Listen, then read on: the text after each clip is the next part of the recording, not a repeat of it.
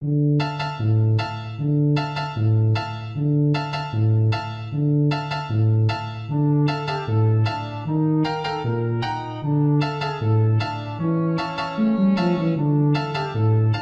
morning, good afternoon, good evening, or wherever you are, or whenever you're listening to this, because it may not even be today when you're listening to this, to the SilmFilm Project. This is season 3, session 2. I think I've got that right. And this is not Dave Kale. This is Trish Lambert, because Dave Kale, our own Dave Kale, is not with us at the moment. Hopefully he will join us a little bit later. His little redhead baby is demanding his attention this morning. So it's just me and Corey today talking about the frame narrative, at least until Dave shows up. I'll try to make up for his absence. That's right. All right. So yeah, pretty excited today. I love the conceptual stuff. I mean, I think in some ways the we had a sort of unusually long gap between season 2 and season 3, and I mean, like, not so much. I mean, every TV show has like the summer off, right? So the usual. That's true. Yeah. But the gap in between has, coming back to it after the gap has, I've just been so excited to talk about. I've been looking forward to talking about SilmFilm again. It was so much fun last time, and I'm really looking forward. We're going to hash out the frame today, and I know that there are some people who don't like the frame concept, but I love the frame concept, and perhaps this is just my own love for like complex and interwoven narrative, but anyway, I'm really excited about these. I think that some of the ways in which we've managed to balance that so far have been really excellent, and I'm excited to think through how we're going to do this here today. So okay, so let's see. So where we're going to be. So I don't really have much in the way of announcements today. We're actually in this, we're entering this sort of our quiet period at Signum and Mythgard, where we're continuing to run our normal programs. Treason of Isengard course has started up, of course. So if you're late to that party, it's not too late to join. We have a 2-week break here coming up in the class, so time to get caught up on reading. And join us for Treason of Isengard, which has been great fun. We've had 2 sessions of that so far. So that's been really great. Exploring the Lord of the Rings is going really well. We're in the Old Forest now and making quick progress. Okay, actually, our progress is somewhat slower than the Hobbit's progress towards the edge of the Old Forest. But I finally embraced Destiny. Basically this week is when I've formally in my own mind embraced Destiny, and I've just decided, you know what, I'm not gonna cut anything ever again. I'm just gonna go in Exploring the Lord of the Rings. I'm just gonna go through paragraph by paragraph through the entire rest of the Lord of the Rings. I'm not gonna skip a word. We're gonna talk about every paragraph. So this is not even a course anymore. This is like a commentary basically. This is gonna be a multi-year commentary track on the Lord of the Rings. It's gonna be so much fun. I have to say, there's 2 things about this. One is it just cracks me up that one whole session, not this past one, but the one before, was just Frodo's dream. Just Frodo's dream. I mean, yeah. That was awesome. Yeah. Second is, I have this vision, because we do, for those of you that don't know, we do a field trip in-game after the lecture portion. Yes. And so, given as slow as we're going, Corey and I get creative about where we're going to go in Middle-earth for the field trip. I see us being like in Gondor, and we've only just left Bree in the book. Yeah, we'll see. Because we have to keep coming up with places to go before we actually go to the places in the game that have to do with the lecture. Yeah, exactly. Well, I think we're gonna. My suspicion is that we'll make it, but yeah, it is sort of interesting. Yeah. You're right. Either Nicholas or Matthias, probably Matthias, will become your literary executor. Yeah, definitely. And we'll be making a career out of publishing your notes from this course. Yeah, exactly. People have asked me. I was just doing. I just recorded last night an interview with the guys at the Prancing Pony podcast, who are really nice. Ooh, and cool. They were asking me that question. They're like, so exploring the Lord of the Rings, like, do you see maybe another book or several books coming from that? And I should have. I didn't say, but I should have said, like, yes, and I'm going to bequeath that project to my literary heirs. So absolutely. And then Matthias Olsen will be struggling in negotiating with film studios and having that That's right. experience. Oh, absolutely. Yeah, exactly. So, like, 75 years from now, Matthias will be like, they will make a movie out of exploring J.R.R. Tolkien's The Hobbit over my dead body. Like, that's absolutely what's going to be happening. Yep. Yeah. Exactly. No, I can't actually see Matthias taking that stand, but anyway, yeah. No, my kid would be like, no, but how about a video game adaptation? Yeah, right. I was just going to say that's what he would do. Exactly. He totally would. Okay, so anyway, so we've got lots of stuff going on, but we're sort of we don't have a bunch of new stuff coming up because we are like entering the period, the sort of the intake of breath before our fall fundraising campaign, which of course will start on Bilbo's birthday. So we will have lots and lots of events and special things and stuff going on starting in September and through October. So. And just so you guys know, I am quietly, although for as far as Corey's concerned, maybe not so quietly, campaigning to do a take Corey to Mordor as a chicken in Lotro as part of the fundraiser. Yeah, I'm pretty excited about the idea of running in the game as a chicken all the way from Mickle Delving and then ultimately hurling myself into the cracks of doom. That's my goal. And then I guess you'll get like fried chicken as your title. That would ideally, that would be. I guess it's better than like finger licking good or something like that. But yeah, absolutely. That's gonna be great fun. So there'll be lots of stuff going on then. Hot wings, that would be good. Hot wings, Wiggins, yeah. Hot wings. Hot wings. Yeah, that sounds vaguely lascivious, but yeah. Anyway, okay, so very good. So let's get into today's episode here. So today's session, we're going to be talking about the frame narrative. Last week, we were kind of looking at the overview of the season and sort of hashing things out. We'll begin with some sort of follow-up questions and responses to that. These are things that particularly came in through the discussion boards last time. These sort of primary questions that folks had from the discussion boards concerning our outline and stuff. So, okay. Is there a reason to keep the Noldor and Beleriand storylines so separated early in Season 3, or can they be more integrated? Is there a reason? Oh, yeah, I can give you a reason. I can give you several reasons. I'm not saying that that's necessarily the best way to do it, and I'm open to other suggestions, mostly. But the reason, for me, the main reason why I was... I know, see, Nick, as soon as I mentioned complex interwoven narrative, literally in the back of my mind, I was like, and Nick is going to bring that up when we talk about the beginning of I knew I was setting myself up there, and so I totally deserve it. But no, there are two primary issues. No, there's one primary issue. The one primary issue that I have a problem with interweaving them more is timeline. Remember the timeline issues that we talked about before. Almost everything in the Beleriand timeline really takes place centuries before the Noldor time. Now, I don't have a problem with the shifting of it, but what I do have a problem with is that they're not exactly contemporaneous. So there are two things. One is, if we have them kind of marching together, like if we're going back and forth within the episode between the Noldor and the stuff in Beleriand, we're giving the impression that it's happening both simultaneously and at approximately the same pace. And I think that there are possibly moments when that's going to end up looking absurd, actually.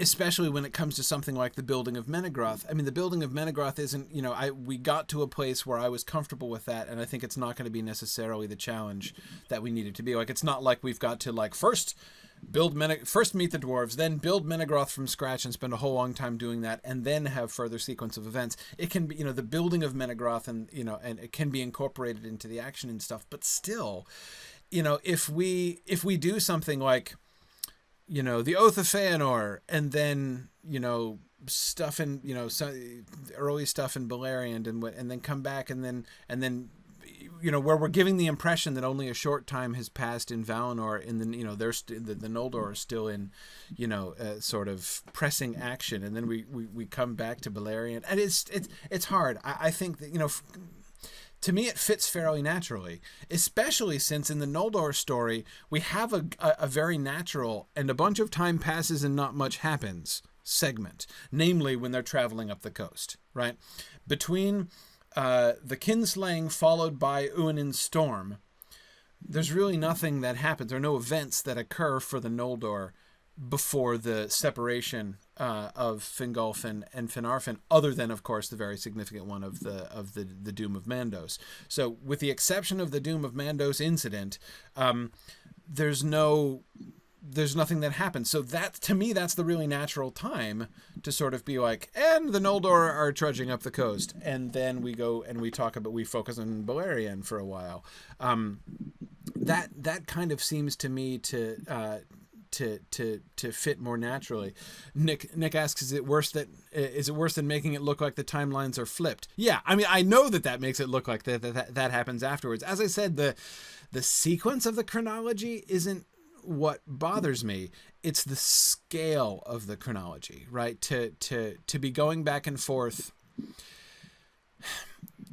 There's not much time that's going to pass in the first couple episodes of the Noldor, right? From the Oath of Fëanor, the meetings on Tyrion, the estrangement of Fëanor and Nerdinel, the kinslaying, right? The storm, Uinen's storm. Those things happen pretty rapidly and need to have some momentum in happening pretty rapidly. And if we try to intersperse with that, especially at that stage of the Meanwhile in Beleriand story, in the meanwhile, we're still in the like, and the realms are established, and hey, we meet dwarves, and we begin to establish relationships with dwarves and stuff. Like, we can do that. I mean, I'm not saying that that's not going to be interesting, but I am saying that it seems to me hard to think about interspersing that with really pressing dramatic action that's going on in, with like crisis action over in Valinor, which is what's going on. It just doesn't seem to me to balance, and it seems to me to put a kind of a really funny sort of pressure on the time scale over in Beleriand.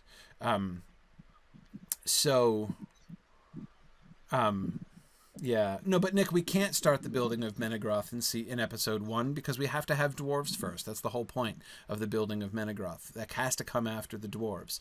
The dwarves' involvement in that. Again, if we want to retain that, and I think we do want to retain that, that's got to come first. So again, that's another sort of issue there.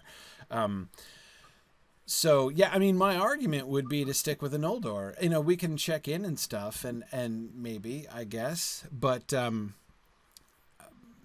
especially since there's a way in which it's not exactly like we ended season 2 on a cliffhanger, right? We didn't leave it on a cliffhanger, and yet we did not leave it at a point of resolution either, right? We've got things still fairly fraught there at the end of season 2, and so returning at the beginning of season 3 with the exclusive focus of sticking with the story that we were telling and bringing that, to its not to a resolution, but to a down point, right? Namely the traveling up the coast, which I think we can do in 2 or 3 episodes at least. So yeah.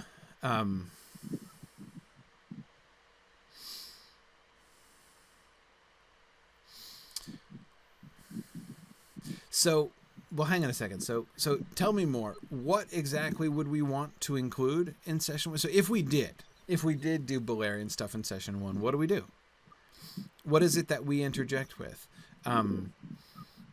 I'm okay with planting seeds, to sort of be like, hey, don't forget, Beleriand is going on, and this might be important later, and then we come back to them in episode 4 or 3 or 4, whichever, whether it takes us 2 or 3 episodes to do the early stuff. That's still a little bit unclear in my mind. I suggested 2 last time. That might end up feeling rushed. I don't know. But anyway, I'm fine with the idea. But again, I have a hard time. I mean, what happens at the beginning? And again, it can't be Menegroth. So, yeah, yeah. The discovery of the dwarves.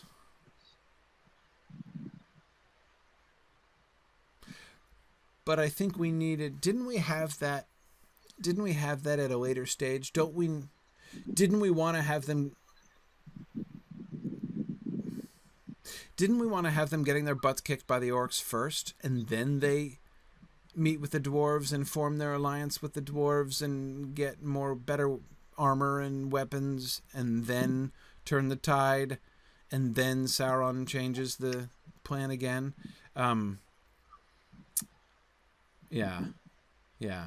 See, Mike, I tend to agree with your line of thinking. Mike Hochstad says we left Beleriand so cold and alone in season 2, and it's true.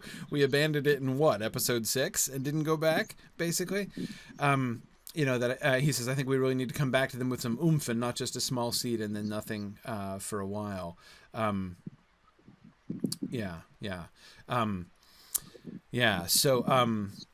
Robert, I can't follow links or read a whole bunch of things right now in the middle of the episode, but happy to hear specific suggestions that you might have.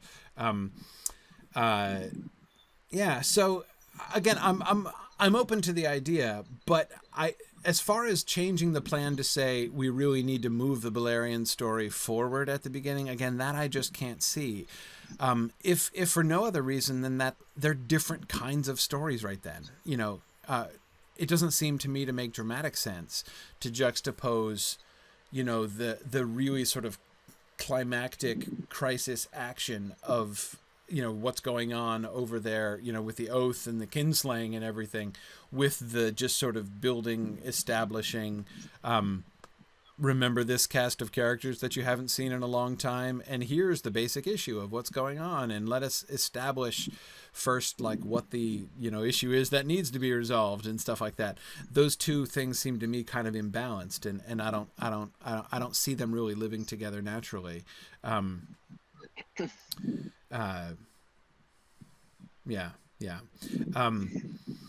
And Nick is saying that we have to remember that we'll have to mirror the tension curve of both of those separate stories in the frame, which might get a bit hectic. Agreed, but that's part of the fun, right? That's part of the challenge. So that's exactly where we're headed here today. So that's great. I think there's going to be a natural. I think there's going to be a natural move into Beleriand. I mean, we focus the Noldor are the focus. As we left season 2, right. Season 3, we certainly would have them be the focus. Right. And of course, the kinslaying pretty much overshadows everything else. I just think the Beleriand story can be brought along. We can kind of flow into it. I'm not quite sure how to do that in the sense of we don't want to do a lot of flashbacks and we want to really stay away from a lot of narrative. Is like, oh, well, you guys have been over in Tyrion. This is what we need to be careful about that. But I do think there's a way to do it, and we still can maintain sort of an interest in that particular storyline. Yes, exactly. And, Marie's absolutely right that the primary bridge between the Noldor and the Beleriand stories is Morgoth. So true. The bad guys and the development of the bad guy plot could really be the glue, isn't it? Yeah, a way to kind of not just transition, but to really connect the two and make it seem like it's not. Because I agree, Mike was just pointing out that there is a risk of it feeling like sort of two separate seasons, right? Like we turn to Morgoth's morning briefing. He gets briefed on the Noldor coming into Middle Earth, and then what's the next item on the agenda? Beleriand. Easy. Exactly. Easy. Because nothing says compelling drama like corporate briefing sessions. Yeah, so, absolutely. Yeah. It makes perfect sense. His assistant comes in to give him his meds for his headache. Yeah. I love it. Absolutely. Yeah. Well, actually, we should talk to Brotherhood Workshop on that. They could do a little thing on that. Oh, right? Absolutely. Yeah. No. Animated Legos. Yeah, that would be great. Yeah, that's perfect. Phil, exactly. Phil is pointing out that we could build it from Melkor starting his orc raids in Beleriand. Yeah, it would be kind of neat to start the Beleriand story from the the Angband perspective actually would be kind of fun. True. Like the first It is time that true. we see Thingol and Melian again, is like from the point of view of the orcs. Essentially, that'd be kind of neat. But we'll see. We'll see. I mean, I think, and but yeah. So Mike and Nick, as far as the whole like 2 separate seasons thing, I actually do think that this is less of an issue in this season than it was last season. Obviously with last season, there was a turning point. I mean, like that was part of the whole point, right? Was the Middle Earth side and then the Valinor side, and leaving the Beleriand stuff behind. That's like actually part of the theme, right?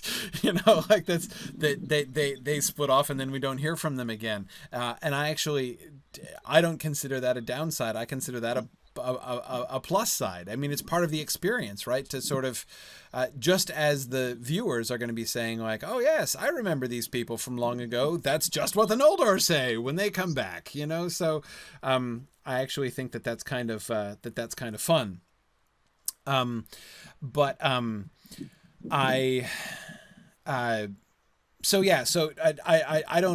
don't regret that at all, and I think that the stories are going to be much better integrated. It's only at the beginning of the season that we're going to see them kind of coming into collision. The Sindar and the Noldor are not gonna meet in this season, so in that sense, it is going to be 2 parallel storylines. But especially as we get into the second half of the season, and essentially both of them are confronting Morgoth essentially on 2 different frontiers, then we're gonna their 2 stories are gonna come together. But always, the Angband story is going to be this central element. It's the thing that I think is going to be really fun about the Angband storylines in season 3, is it really is going to be sort of the glue that holds the whole thing together, in what I think would be really, really, really fun ways. So I agree, Nick. We'd better do an amazing job on our frame this time around. That is absolutely true, and we will get to that. So in the interest of getting to that, let me get to our next question, which is, why is Denethor's death after Feanor's? Okay. I have an answer to this question, but I don't insist upon it. I am perfect. I am much more ready to give it. So as you can see, in these first 2 questions, these are rather pointed questions that are being asked. These are counter suggestions being phrased as questions, basically, both of them. I know. I'm a little bit, which is fine. I'm feeling there's a little bit of attempted manipulation, rebellion. I'm not sure. Anyway, it's this is the prerogative of the viewership and the discussion boards, to make these arguments. Exactly. Yes. Phrasing the demands as questions rather than as demands. So let me say, I am willing to accede to the implicit demand of the second question. If we want to have Denethor's death before Feanor's, I can get that. And that's fine. Well, let me ask it the other way around. Why is it important to have Denethor's death after before Feanor's, other than just simply it's written in the timeline? Right. Okay, let me try to give an argument for both of them. Number 1, the reason I had initially suggested Denethor's death come after Feanor's is that in my mind, Denethor's death is the tragic culmination of the Beleriand arc. Remember, we're going to end up focused on the Noldor again. We're going to end with the sun rising and Fingolfin arriving, and with Mithras in captivity. So that's all Northern Front. That's all Noldor focused, and the the death of Denethor and the annihilation of so many of the Green Elves is going to be basically the annihilation of like the whole fighting force that they send out to try to help and support Thingol. Is a tragedy, and it's going to be the tragedy which is the penultimate note. I mean, the last note of the Beleriand story in season 3, as we were discussing it last time, is when the messenger comes from the north to tell them that the Noldor have arrived, and they think that the Valar have sent them aid, right? So we will end their story on a note of hope, though, of course, the readers will know, it'll be slightly ironic hope, right? Because they'll know that that's not actually what has happened. So we will end with that. We can end with that note of hope. But prior to that note of hope, the death of Denethor and the destruction of most of the Green Elves is like, that's kind of where that thread ends, and it looks like Sauron is winning and likely to win down there on the southern front. So it's because of the role of Denethor's death as the culmination, essentially, other than the hopeful coda at the end, but essentially the culmination of the Beleriand arc, is why I was positioning that later, because I didn't want to stop the Beleriand arc completely, 4 episodes before the end. So that's why I was pushing the death of Denethor later on. And yeah, anyway, so that was my rationale for suggesting that in the first place. Now again, I am open to other examples. So let's think about it. Say both Nick and Marie are thinking about Gothmog and Sauron. So I agree. Let's think about it. So Nick says that it's creating the opposite impression that we wanted. Okay, Gothmog succeeds without Sauron's help, while Sauron's campaign ends in defeat, rather than him simply moving to help support Gothmog. No, it doesn't. No, Denethor's death is Sauron's victory. I mean, like, Sauron's got the South under control, and that's where we end. So but the success of Gothmog,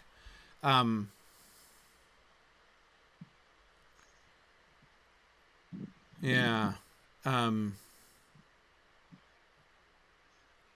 so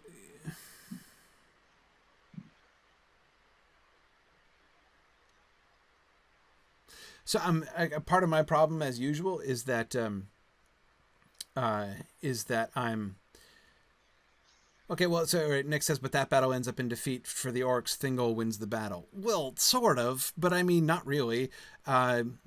I mean, at the end of the day, yeah, like a whole bunch of orcs die, but they kill Denethor and murder all of Thingol's allies. So, I mean, that's hard for me to sort of say that's a, and I don't think we even have to do that latter part. If we don't want to make Thingol victorious, we don't have to. I kind of don't want to, actually. We can give him some victories. But no, my thought there, Nick, was that the death of Denethor, this is like,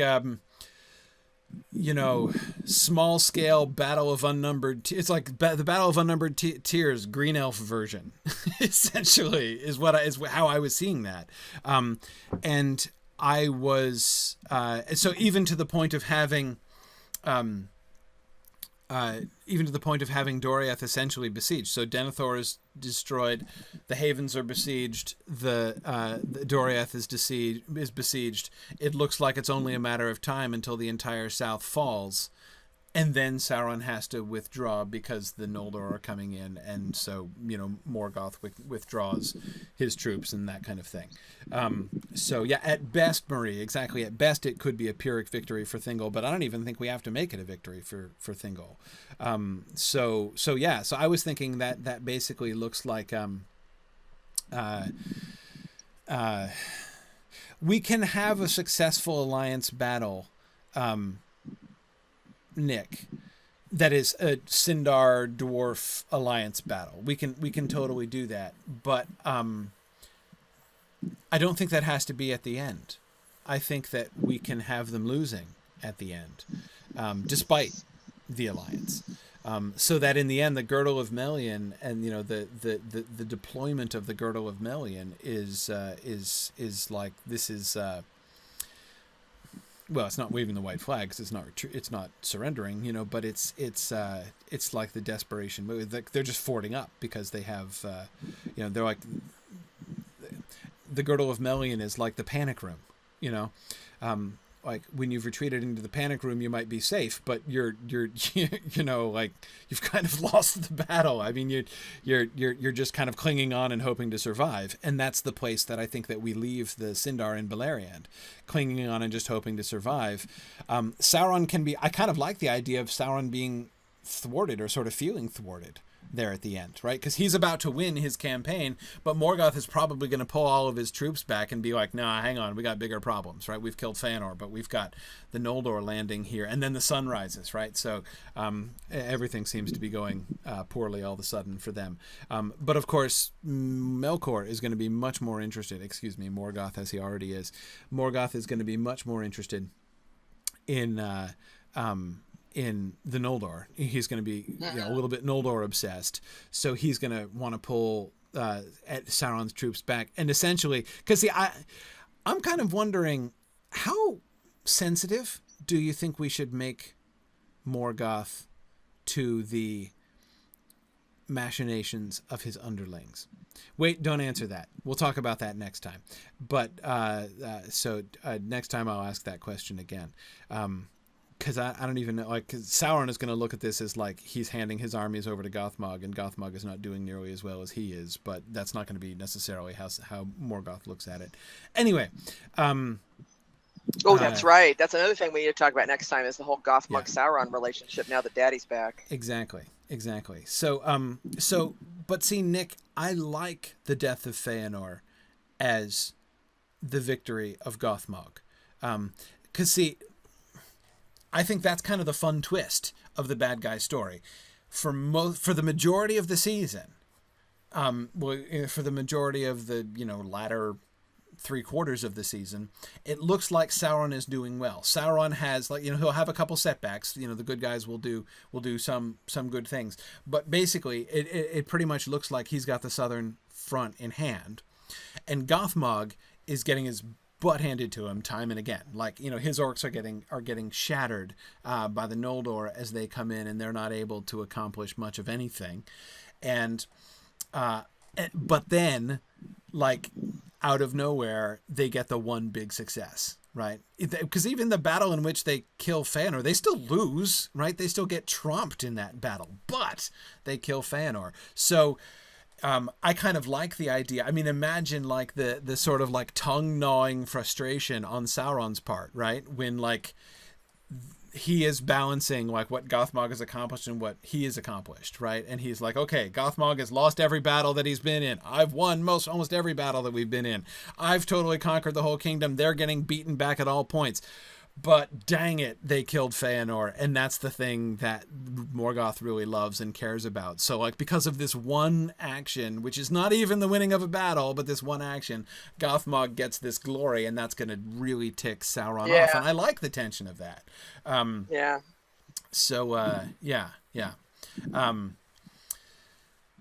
But anyway, yeah. And so Nick, I think we should have bad guy plot episodes not only early on, but I think we should have them not only early, but often. I want to do more with the bad guys in this season because of that role. And Murray, I'm just coming back to what you were saying before, because you're right. They are the bridge.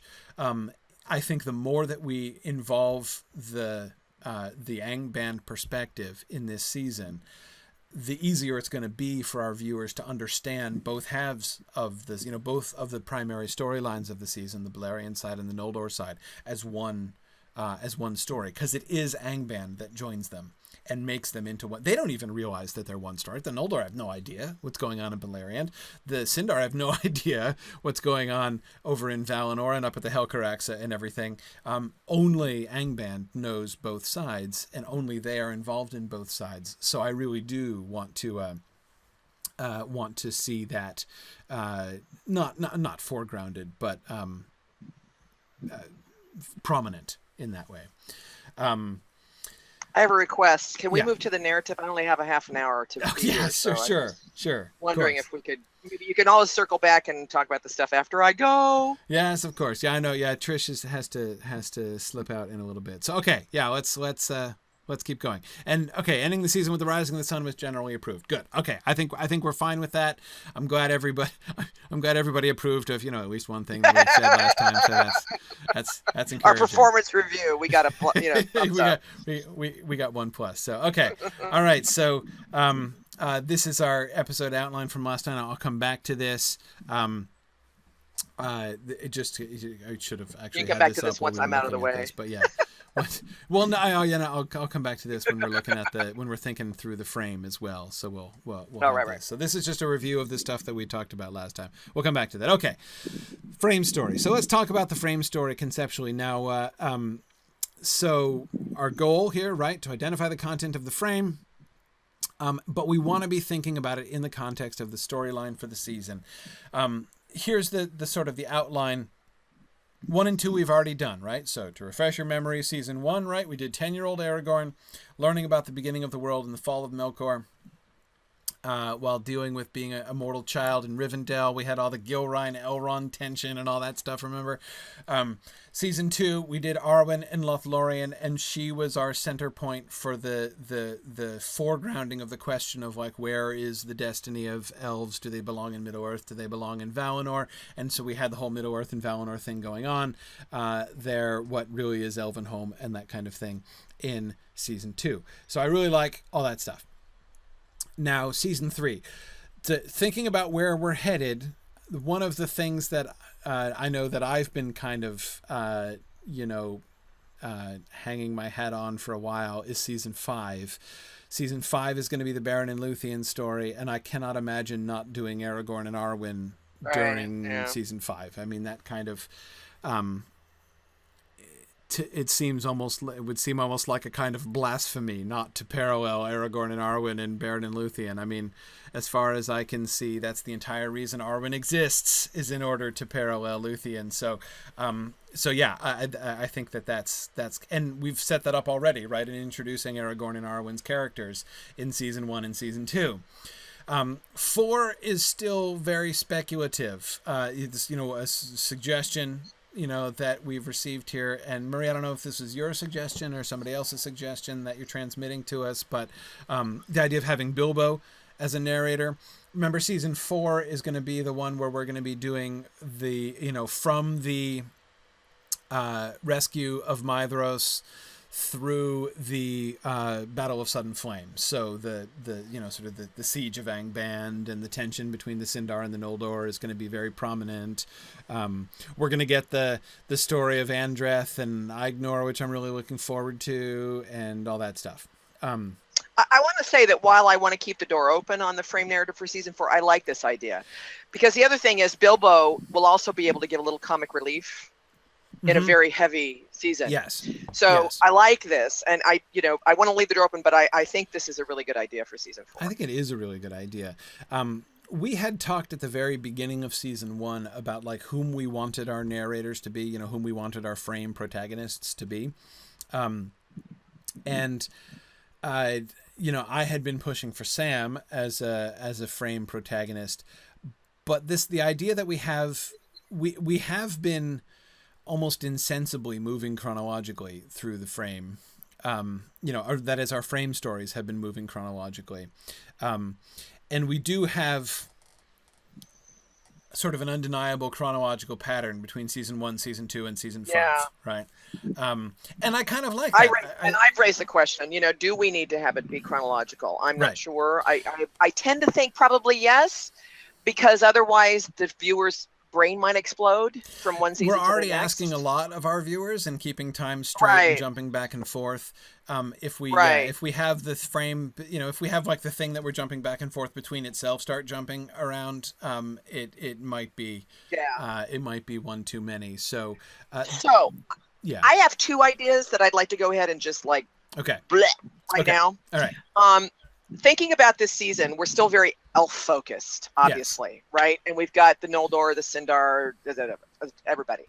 Last season was also elf-focused, but it was mainly Noldor. And in my mind, in the frame narrative, although we did have a story of its own going on with Arwen and questioning Middle-earth, the focus was on Galadriel as the Noldoran representative in that frame narrative, okay? Yes. So to me, this season still needs to be elf-centric, okay? but I'm thinking we move to a Sindarin representative. I don't think it can be Celeborn because he already showed up last season. Yeah. No, So when I he was thought our about Sindar it, representative last year. Yeah. yeah, but in his usual guise as being The other guy. basically Yeah. Celeborn. Exactly. True to type. Yeah. So the two standouts for me, Sindar-wise, are Círdan and Legolas Thranduil. Okay, those to me were like, okay, if we're thinking Sindar stories in the time frame of the frame narrative. Now, I had originally thought Círdan, the Astari arrived, but that's back. That's not in chronological order. Doesn't mean we still couldn't have one. We could have Gandalf visiting Círdan in the Grey Havens and having a conversation with him. That could be the frame story. The other frame story I thought could be interesting, especially given that this season we're going to have a really strong bad guys plot that we're going to have to develop or a storyline, is Legolas in Mirkwood with the hunt for Gollum being part of the element. Right. And the conversations then about Gollum and would be sort of the bad guy piece of the evil piece of the frame narrative. So there might be something along those lines that would also bring in, some of this history that we're, make it applicable to the story. So those were my two ideas as far as having it be Sindarin. I think we also, we couldn't, those are the only two I really thought of that would be standouts that would be recognizable to the audience potentially. Right. Yeah, no, that is also an important thing because, we do have to remember that was one of the other things that we liked about the frame, right? That we, in doing the frame the way that we've been doing, one of the goals or one of the perks, not one of the goals, one of the perks of doing it was to give the viewers a frame of reference that they understood, like as sort of a resting point, because they're going to be familiar with Elrond and so discovering that the little boy Estelle in season 1 turns out to be Aragorn, which many will know but many will not, is like a fun kind of Easter egg. Again, it's couching it within the familiar world of the Lord of the Rings. Right. So yes, I think making and doing a Legolas Thranduil Mirkwood frame narrative, of course, is we could tip our hat a little bit to Peter Jackson and Legolas with his daddy issues. Right. Or father son conflict. I don't know. I mean, we might not want to go there. I would almost like to reframe their relationship. I don't want to depend on how Jackson portrayed it. But anyhow, we do have Thranduil, who has his own memories and stories, right? And then Legolas, and we don't necessarily have to have it be a mentor-mentee like we've kind of done it in the first two. Legolas could be more of a man of action, especially if we pull Gollum into the thing. But elf of action. But anyway, so as you can tell, I'm tending more toward maybe a Mirkwood, Thranduil, Legolas kind of something. Right.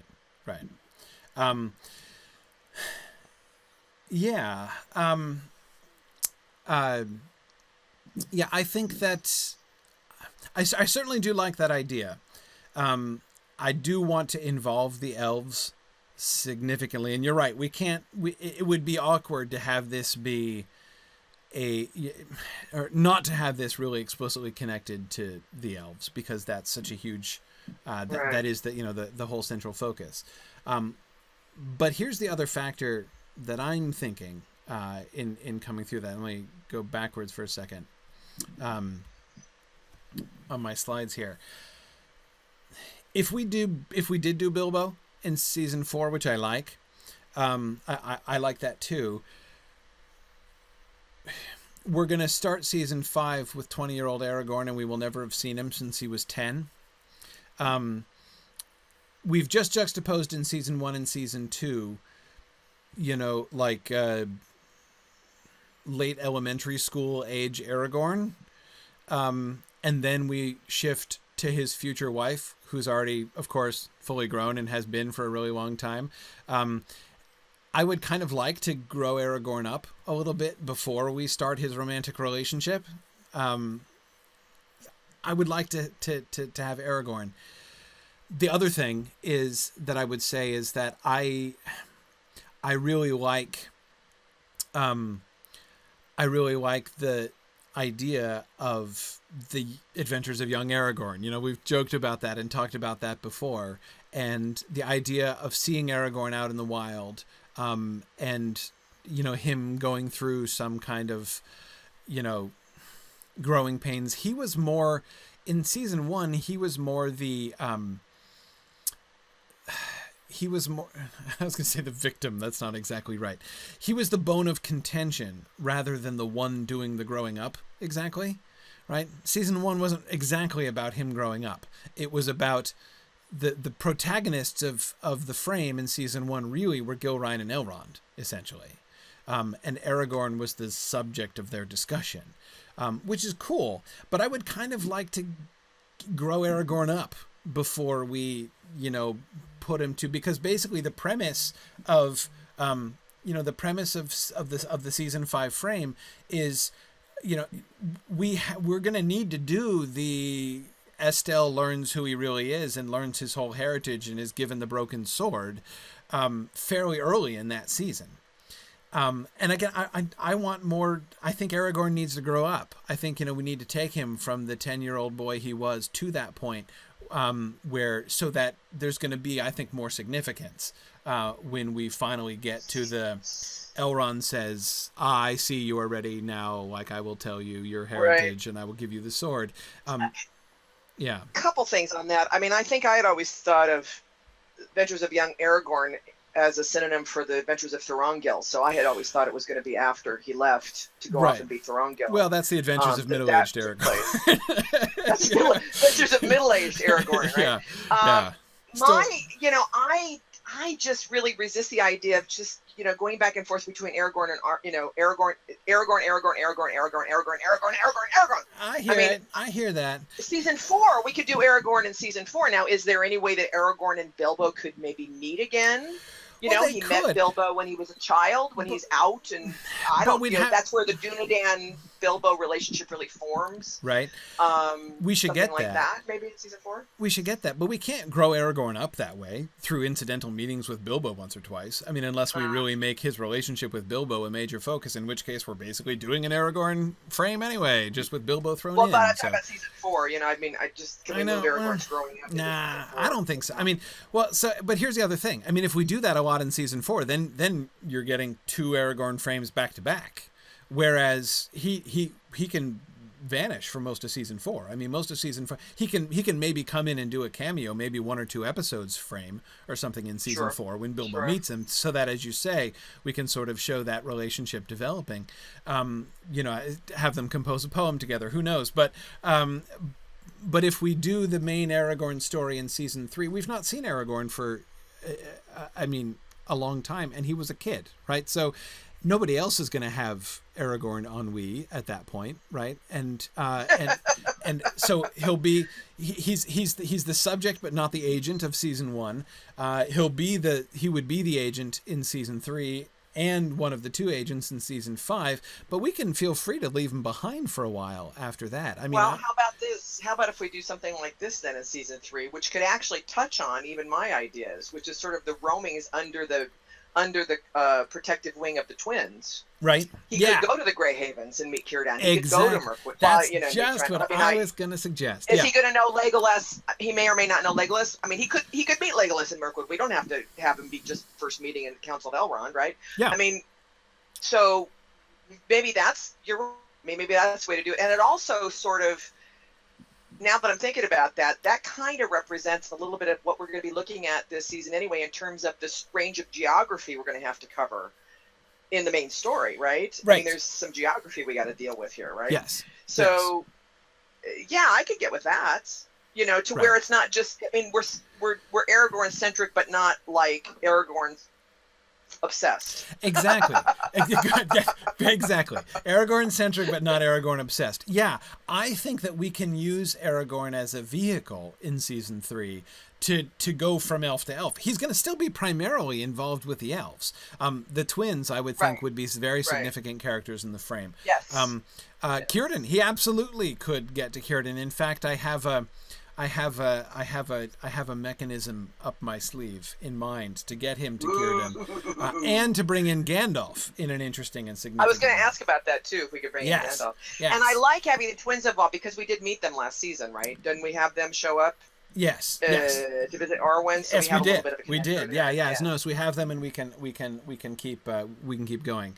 No, so that is the idea. No, yeah, and Ruth is reminding us that we talked about Aragorn wandering around with the twins as a frame concept a while back. Yeah, hey, exactly. Nothing is definite until we actually come to the season, so That's we right. don't make advanced decisions. Exactly. Nothing's set in concrete. Yeah. So no, I think that we can definitely we should definitely do that. We could bring in other elves if we want. Again, we could take them to Mirkwood. No reason we couldn't take him to Mirkwood. It's a bit of a hike, but we could do that.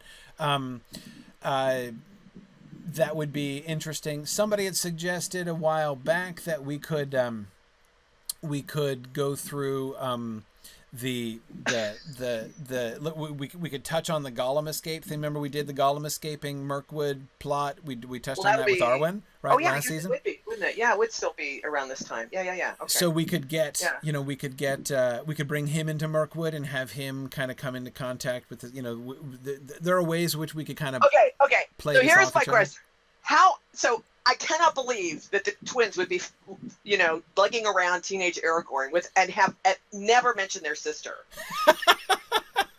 I could see them maybe wanting to fix up Legolas with their sister, but maybe they never mention her by name. Maybe they just simply say our sister, right? I mean, I just can't imagine they would go around with Aragorn and never mention that they have a sister, right? But I mean, it could be kind of funny. It could be kind of funny, yeah.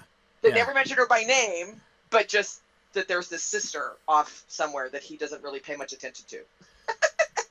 Yeah, that's funny. Yeah, we would have to think about how to, because of course, you're referring, of course, to the surprise that Aragorn expresses in the appendix when he first sees her, and he goes to Elrond and he's like, he goes to her and he's like, I can't believe that Elrond has had you locked away in his hoard, right? Well, I know Marie says Aragorn doesn't even know that Elrond has a daughter, but I think that's got to be we're going to have to. That's the question, right? We can decide either we're going to have to play with that in some interesting ways, right? Because I agree with you. It's going to be interesting. We at least need a kind of explanation, right? If the twins are not even going to mention that. But anyway, So that's I think that's something that's worth thinking about. But anyway, so I think also the other thing is to have some way of explaining why it is they would maybe go to Mirkwood but not ever go to Lorien. I mean, just saying. Right. Well, something we have to think about. Yeah. I don't think that's hard to get around, actually, but you could just simply you wouldn't be allowed in there. You'd be killed. They'd shoot you as soon as we got to the border. So sorry, dude, we're not taking you there. Yeah. Exactly. Yeah. No, Robert is quoting the text. I know the text. I know that he's never heard of her before. That's exactly what it says in the appendix. But remember, when Tolkien wrote that appendix, he had barely invented Arwen. There's a reason that Aragorn has never heard of Arwen, because nobody had ever heard of Arwen. So the appendix. I think we have a little latitude there. Well, exactly. And I'm wondering, would he have even done the story that way had Arwen been involved from the beginning? Yeah. And in our version of the story, she is involved from the beginning. So we can choose. We might choose to keep that moment, and have him be blown away. Marie has a great conceit. The appendix is a scribe of Gondor's take on the story, and how they always sort of added and embellished and things. Exactly. He just made it more dramatic. Exactly. Yeah. Exactly. So, I mean, I could see it working either way. I'm open to, I'd be interested to hear what people on the discussion boards think about this. Should we try to play it that way? Should we try to make it, have them never mention it? That's actually my challenge to the discussion board is how do we, I'm fine if we could come up with a believable way that they would never mention her. Right. That's a possibility, and maybe it's just a single trip that they're taking Aragorn on, or they're taking him on little four-ways, and they always have something they're focused on war-wise, or, guys just don't talk about their sisters when they're in the middle of worrying about how to fight orcs. That might be the reason. So it's okay that it just might never come up, but still, I think we should be deliberate about that. Like we should be, Yes. because it may be that Eladon and Elro here are just not thinking about it, right? That might be the case. But we're thinking about it, and our viewers need to be, like building the kind of dramatic irony there would be part of the fun, right? So, do we want the fun of contriving to conceal Arwen's entire existence from him, or do we leak to him? Do we make him aware of the concept, but yet he's just never met her and doesn't think, so that she is still a revelation to him when he does meet her? There are lots of ways we could play this. Does Eladon or Elro here have some kind of foreboding, and they keep the idea of their, they keep the knowledge of their sister deliberately from him? Who knows? I mean, there are all kinds of ways we could play that if we wanted to. Right. So yeah, the point is just sort of to challenge us to think about that, because I think that could be really fun one way or another. Okay, so let me get to my idea. My idea is, so I have this is a heterodox suggestion. It's a heterodox suggestion because I am going to make the suggestion that we knowingly ditch or alter Third Age chronology here, but it's not in a pretty major way. I hope that you'll agree that we can get away with this. I was thinking, what happens? Like, is there anything from the text rooted in, and Marie, we were talking about this before, and you were pointing out there's really nothing, and there really isn't. I mean, if you go to the Tale of Years and you look at, the time of the Battle of Five Armies, which is about when season 1 was, right? Down through when Aragorn learns who he is, like that 10-year gap, nothing happens. Like there's like literally no events other than like Theoden is born during that time. Like that's kind of it, right? So we don't really get any chronological events in that time, and so there's nothing to kind of hang our hats on. I'm making Marie really nervous with my long build up here. It's not that radical, actually. It's going to be a letdown after all that setup. The Fell Winter. Let's put the Fell Winter in that time. Now, the Fell Winter was a major crisis, especially in the Shire. You'll remember. That's when the Brandywine froze over and the White Wolves attack from the north, and it's a crisis all over Eriador. The Fell Winter. It was in Bilbo's lifetime. It actually happened in 1311. So it actually happens 30 years prior to Bilbo's adventure, to the events of The Hobbit and to the events of the Frame of season 1. Aragorn's not born yet. Gilraen is 4 when the Fell Winter occurs. So I know that is the case. But here are the advantages of putting the Fell Winter into I think there are many advantages of putting the Fell Winter into our plot of the season 3 frame. One, it gives us an actual crisis, not just Aragorn like, I'm wandering around Middle-earth learning stuff. I mean, we can do that, and we can make that interesting, but it gives an actual event to occur. And Maria, of course, you have hit on exactly what made me think of this in the first place, the Helcaraxa advantages, right? We get some excellent and plain parallels with the crossing of the Helcaraxa, so that we can have some really good fodder when we get to that point. The other thing, of course, is that it brings us in the Shireward direction, because it was in the Fell Winter that Gandalf really first becomes attached to hobbits. And seeing their fortitude in the time of the Fell Winter was the thing that really moved Gandalf to admiration for hobbits in the first place. So I like that for that. So we can bring Gandalf in as well and tell and sort of leak the story of the beginning of Gandalf's relationship with the hobbits. One of the problems with that, of course, is that the Fell Winter was like an old Took story, right? And that's kind of how Gandalf became friends with the old Took. So we mess with that chronology a little bit. So I don't know. And I have no solution for the old Took problem. Whither Gerontius is a question which the movement of the Fell Winter brings in. Now, I mean, we can just say that he was friends with him before or whatever, but But anyway, yeah. So we could have. Yeah, Robert Brown points out Aragorn could aid in the evacuation of Tharbad. Yeah, the Great Floods is another major thing, like the Great Flood, which ultimately destroyed Tharbad and led to its desertion. Yeah, that's another crisis that we could bring in. So we could have a bunch of ecological crises in Middle Earth going on during this time, which are all vaguely in this time period, even though they don't fall precisely into these years. But that's where I was thinking of Círdan, Trish, because if we get him in the Shire, right, helping out with Gandalf in the press, we're already over towards the Havens, right? So Gandalf could meet up with Aragorn and possibly with the twins as well in the whole, like, let's rally people to help support, so we set up the Dunedain as protectors of the Shire, working with Gandalf to help protect the Shire plotline, so we sort of set the stage for that. But of course there would be elves around too, because, so he could be sent to Círdan to, like, get his aid, of the people who are just inland from him. And so we can have him meet Círdan that way, and that way we could get a whole, like, Sons of Elrond, Sindar, Gandalf working with the hobbits. I mean, there's sort of whole sort of plot lines that we could do. We could do that there. Yeah, definitely. Yeah. No, I think that's a good idea, because it's like, the Fell Winter, I think, is a key thing in the Shire history. And I think, where else are we going to put it? Yeah. This sets us up to be able to refer to it. Yeah. Now, I mean, later.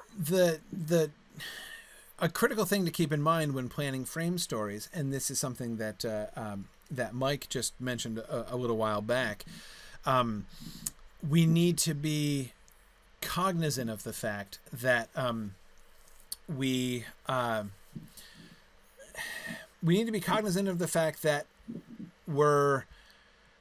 we don't spoil events that we want to. I mean, when we, as Mike said, we want to make sure that we don't spoil events that we want to do in detail in season 25 or whatever, when we get there. And that's true.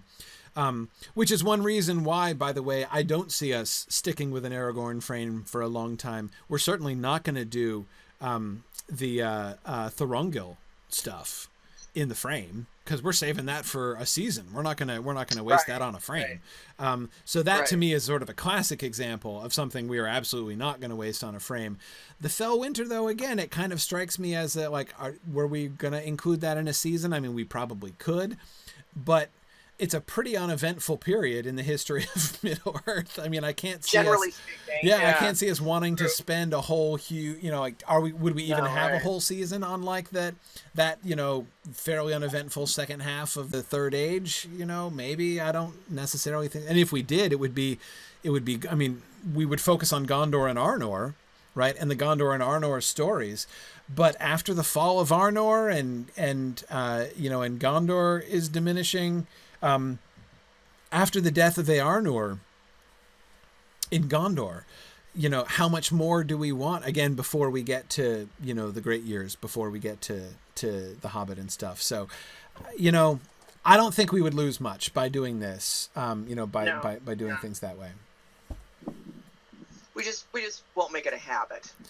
Right. Exactly. Yeah. We'll try to be, well, I just think we have to be sort of aware of it, and then it'll be okay. Phil, he's alive in Lotro. Oh, Eärnur, yeah. Spoilers. Yeah, exactly. Oh, that's right, Eärnur. Yeah, that's right. MIA. yeah. But anyhow, yeah. So okay, so we like this idea. Now, Nick's other the not objection, but caution that Nick was just offering, which is very sensible, Nick.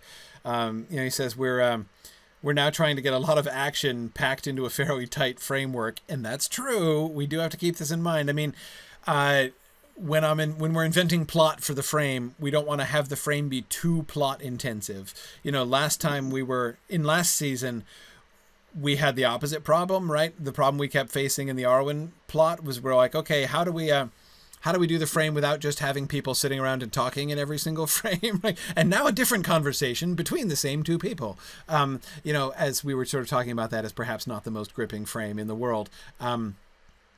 But now we might be setting us up for the contrary problem where like the rising and falling action in the frame is threatening to overtake the action in the main episodes, and obviously we do want to be cautious about that.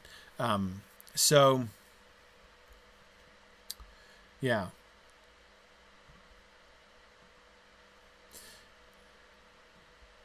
Okay. Cool. All right. So anyway, let's are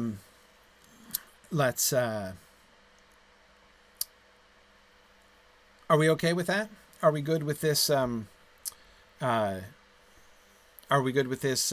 With this change? So let's think about how we. So I know Trish has to go now.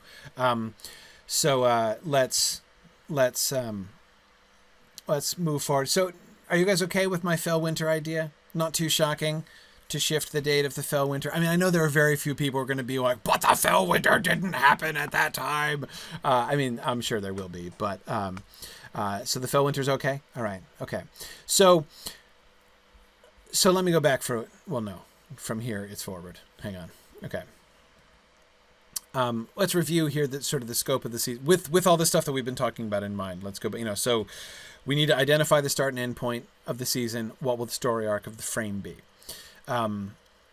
Recall the season 3 themes that we talked about last time: pride, fall, fate, and ends and means decisions, right? Ends and means decisions seems like something we could do pretty well in the context of the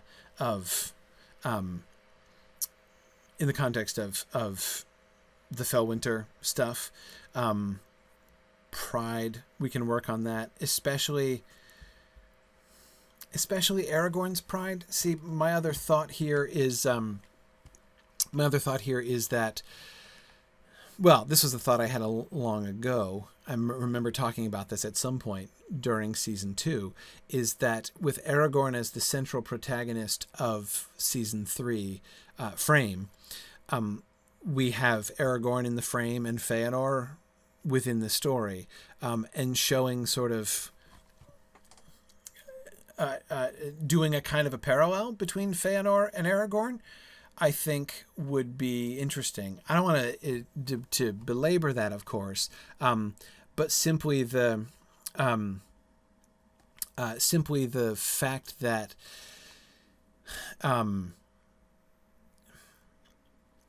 you think back to the fundamental principle that we've talked about so many times. I mean, in Tolkien, it's always the great who are at greatest risk of falling. It's always those, it's always the sub-creators, right? Those who have the most power are the ones that are at greatest risk of falling.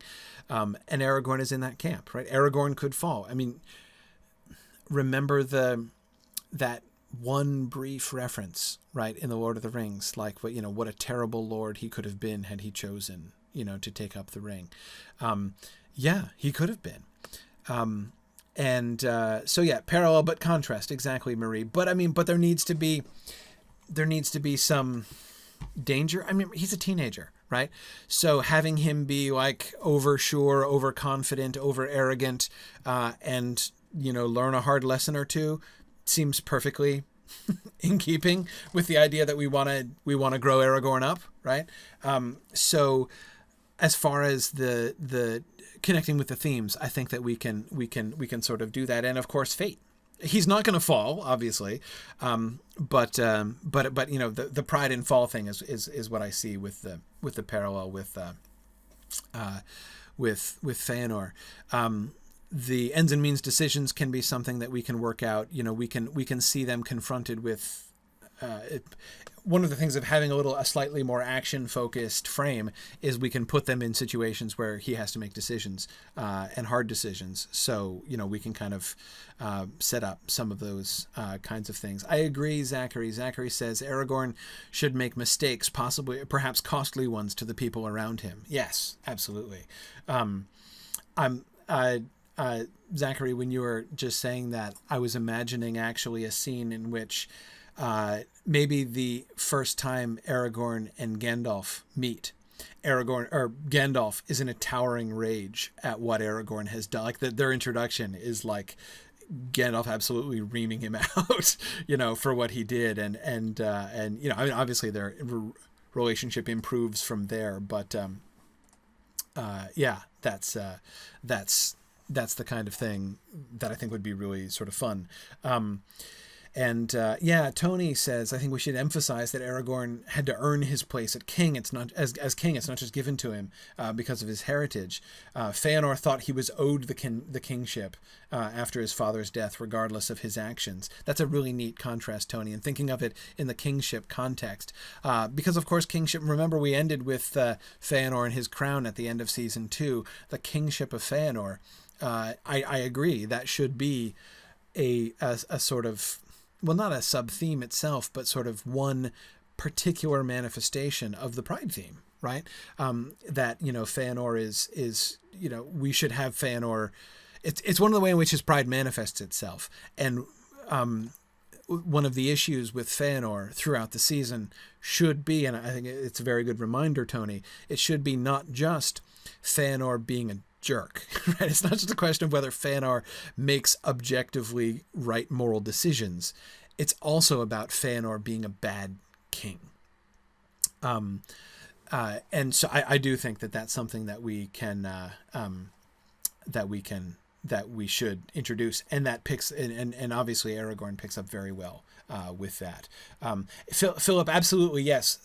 His fate is still hidden from him, right? Estelle doesn't know that he's meant to be a king. So I agree. It's not self-conscious on his part, but it's about leadership. It's about earning his.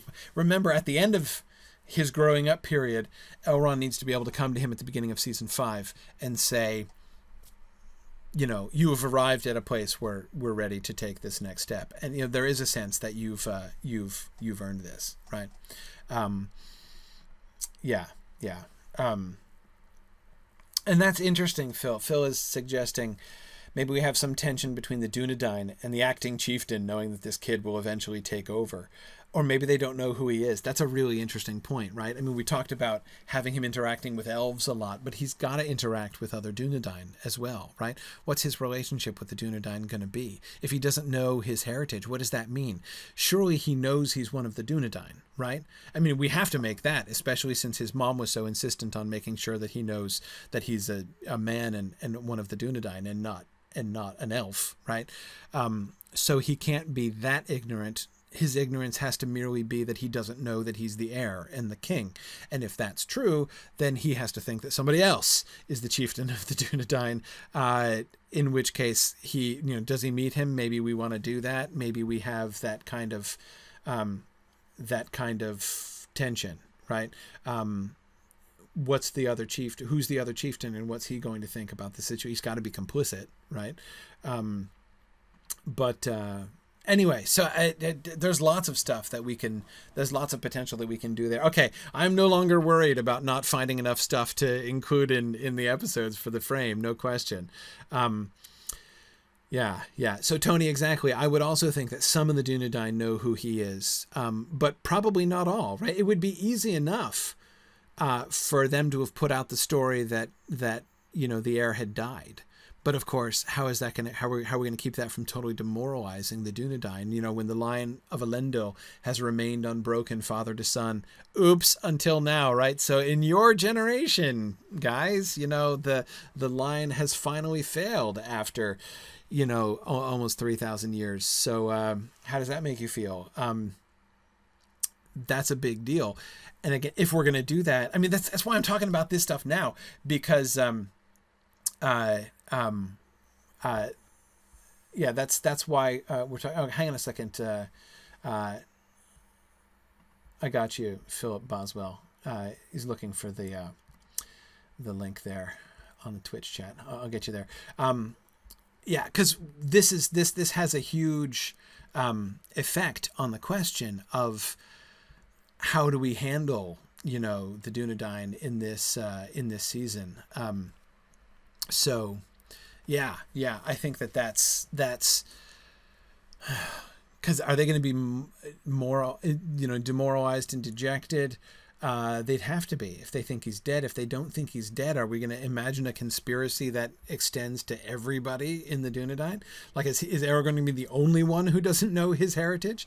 And of course, Maria is pointing out that this does give us an excellent opportunity to do a despair and hope thing, right? With Estel meaning hope.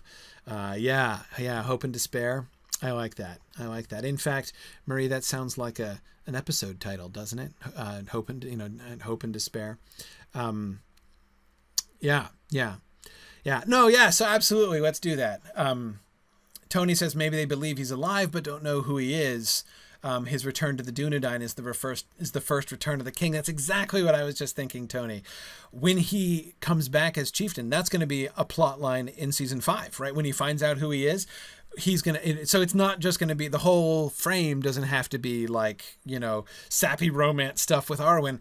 We're also going to have him establishing himself as chieftain, and that should be at the beginning, I would think, of that season. Anyway, so we're going to get a Return of the King, right? The return of the so the Dunedain, and it's going to be awesome.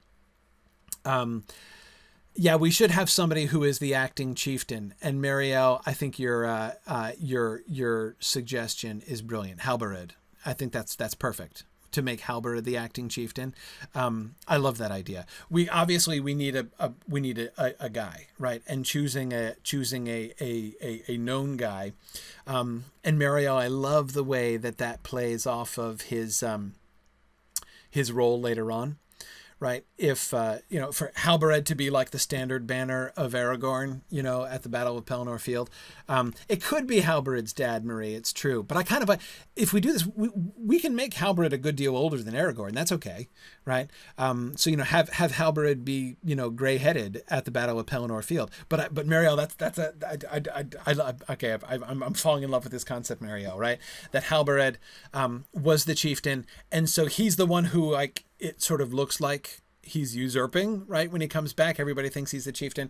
So the act of Halberud to, sort of step down and be like, I'm not the chieftain. I never was. I've only been waiting for Aragorn to return.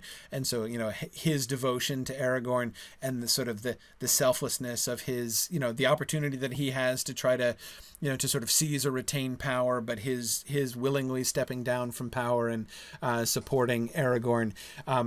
Yeah, Marie, exactly. We've got a really solid foundation for a really deep relationship between Halberud and Aragorn, and thus, of course, making it even more moving when Halberud finally dies at the Battle of Pelennor Field. Absolutely, it's awesome. Love it.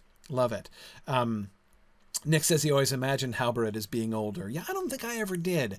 I always think I imagined him as Aragorn's junior assistant, but I think that's lovely. Ooh, yeah. Mike points out that he would sort of make a nice contrast to Denethor. Exactly. He's like the faithful steward, right? That would be Halberud's role. Exactly. Oh, good. And Lydia just said exactly the same thing. A nice contrast with Denethor. So we set that up. Yeah, absolutely. Yeah, cool. So yeah, I like it. I think that works really well. So, all right. So we should introduce Halberud, right? We can introduce Halberud as the chieftain, and, he can interact, so we can have some, we can do some scenes there. Oh man, there's so much to do. But anyway, let me continue through my points there. So we're thinking about themes, and that's what led us onto all this stuff. How will this tie into the rebellion of the Noldor, the death of Feanor, and the introduction of the orcs and dwarves? Okay. How does it tie into the rebellion of the Noldor? So, and tell me any other major things that we need to parallel. I got the Helcaraxa covered, right? Felwinter, we're good.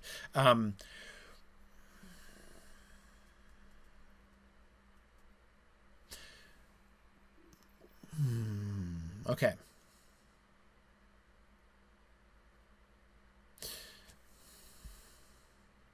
Well, all right. Rebellion is easy enough, isn't it? I mean, we are talking about a teenager, after all, right? just because he's doing his growing up thing and traveling around with folks doesn't mean this has to be a sanctioned field trip. And I know that was part of the suggestion that you guys had from the message board. We're going to get to your specific suggestions, right? That basically he's going off against the will of his mom or against the will of Elrond, or both, right? The idea of him, okay, no, what could be easier than paralleling a frame story about a teenage boy with the story of Feanor being like, here we are, we are hemmed in a narrow place, and the wide world is before us, and we should go out into our birthright, and the man is just trying to keep us down and keep us in our place, right? I mean, there's all kind. I mean, that writes itself, doesn't it? So all we would have to do is make Aragorn's initial departure from Rivendell a bit tumultuous, right? And have him feel like his mom is wanting to like raise him in a gilded cage, which she kind of is, and it's totally understandably, right? So that's pretty easy. I think that's kind of a gimme. Yeah.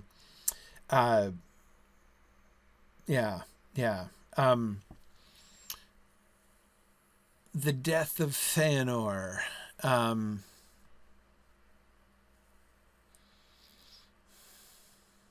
With the death of Feanor,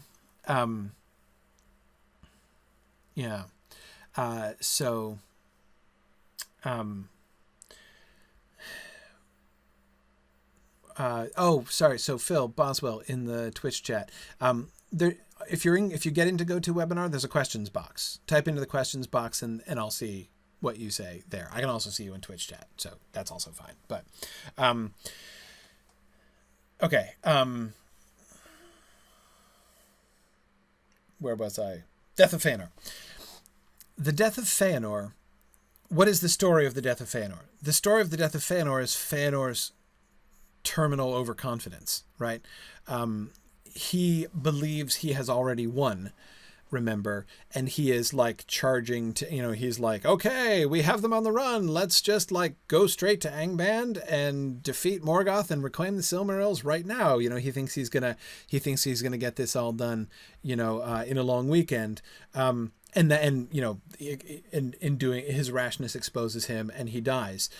So yeah, a really rash decision on Aragorn's part would be a logical setup. We can have him, he doesn't have to, of course, actually die, right? But we talked about him making some costly mistakes. He makes a costly mistake due to his rashness, right?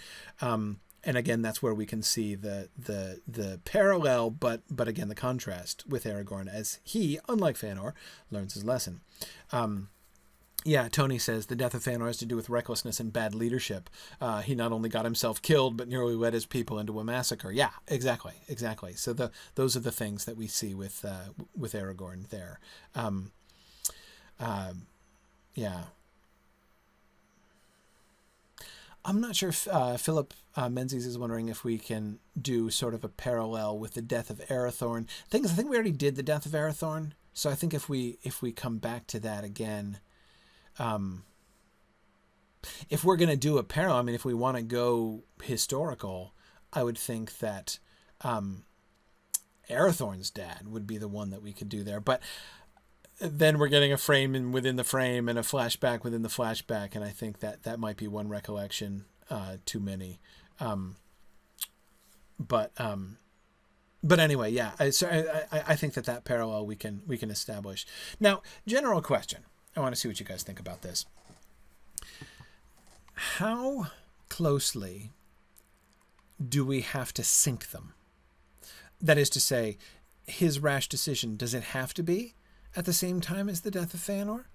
Do we need to have them coincide in that way? I'm just wondering if there are ways in which we can use the frame narrative not as a sort of a lockstep parallel thematically or, in that way, but if we can have it be, so for instance, we could have since the death of Feanor happens not quite at the end of the season, but near the end of season 3, if we could have the rash decision of Aragorn be earlier on in the season frame so that it is anticipating and foreshadowing, I'm just kind of, there are things that we could kind of play with there instead of just always making them line up directly. The introduction of the orcs and the dwarves. Well, with the dwarves thing, we get, alliances and working together, and we have, especially in the Fell Winter context, we get plenty of that, right? Plenty of possibilities for forging alliances, which might perhaps be uncomfortable, and making means and ends related questions. So, yeah. Tony is suggesting if his first meeting with Gandalf is contentious, we can use that meeting to tell Aragorn the story of Feanor's death. Yeah. So again, that the Feanor's death story could follow later, from it, and possibly not even immediately afterwards. Yeah.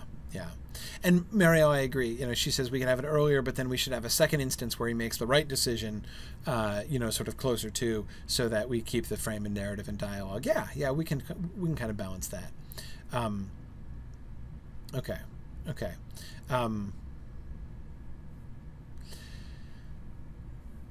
Yeah. All right.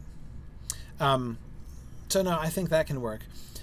I don't see a clear parallel to the dwarves, unless it's dwarves.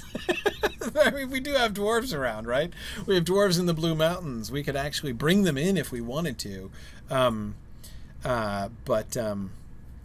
Yeah, Mike says he kind of loves the idea of Aragorn doing the opposite of Feanor at every step. Yeah, I don't think we can do it at every step, or else we're not going to really be able to establish the parallel at all, unless we just kind of put them in parallel situations and see Feanor screwing up and Aragorn doing it right. I mean, obviously, if we can't do that in too binary a way, or else it will become oversimplistic, but certainly, the parallel but contrast is something we're definitely going to want to do. Marielle is asking, isn't culture shock enough, for the parallel of the dwarves, right? So, Aragorn having various kind of culture shock moments as he's out, and having that parallel with the, like, hey, look, it's the stunted people, maybe. Yeah.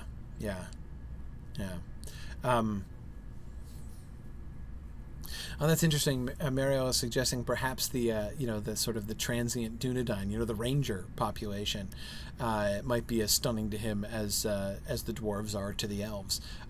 That's actually really interesting, Mariel, because of course the Dunedain are not gonna. He's used to comfort, right? I mean, he's grown up in Rivendell. That how rough the Dunedain live. This is something I've talked about this in some of my other sessions, but in particular doing the Return of the Shadow and the Treason of Isengard, especially the first two Treason of Isengard passages, or chapters, sessions, our first two sessions on the first four chapters of the Treason of Isengard. It's been really reinforcing to me the full implications of the word ranger, right? It's implicit all the way through the Fellowship of the Ring when it's used, like when Frodo says, I thought he was only a ranger, right?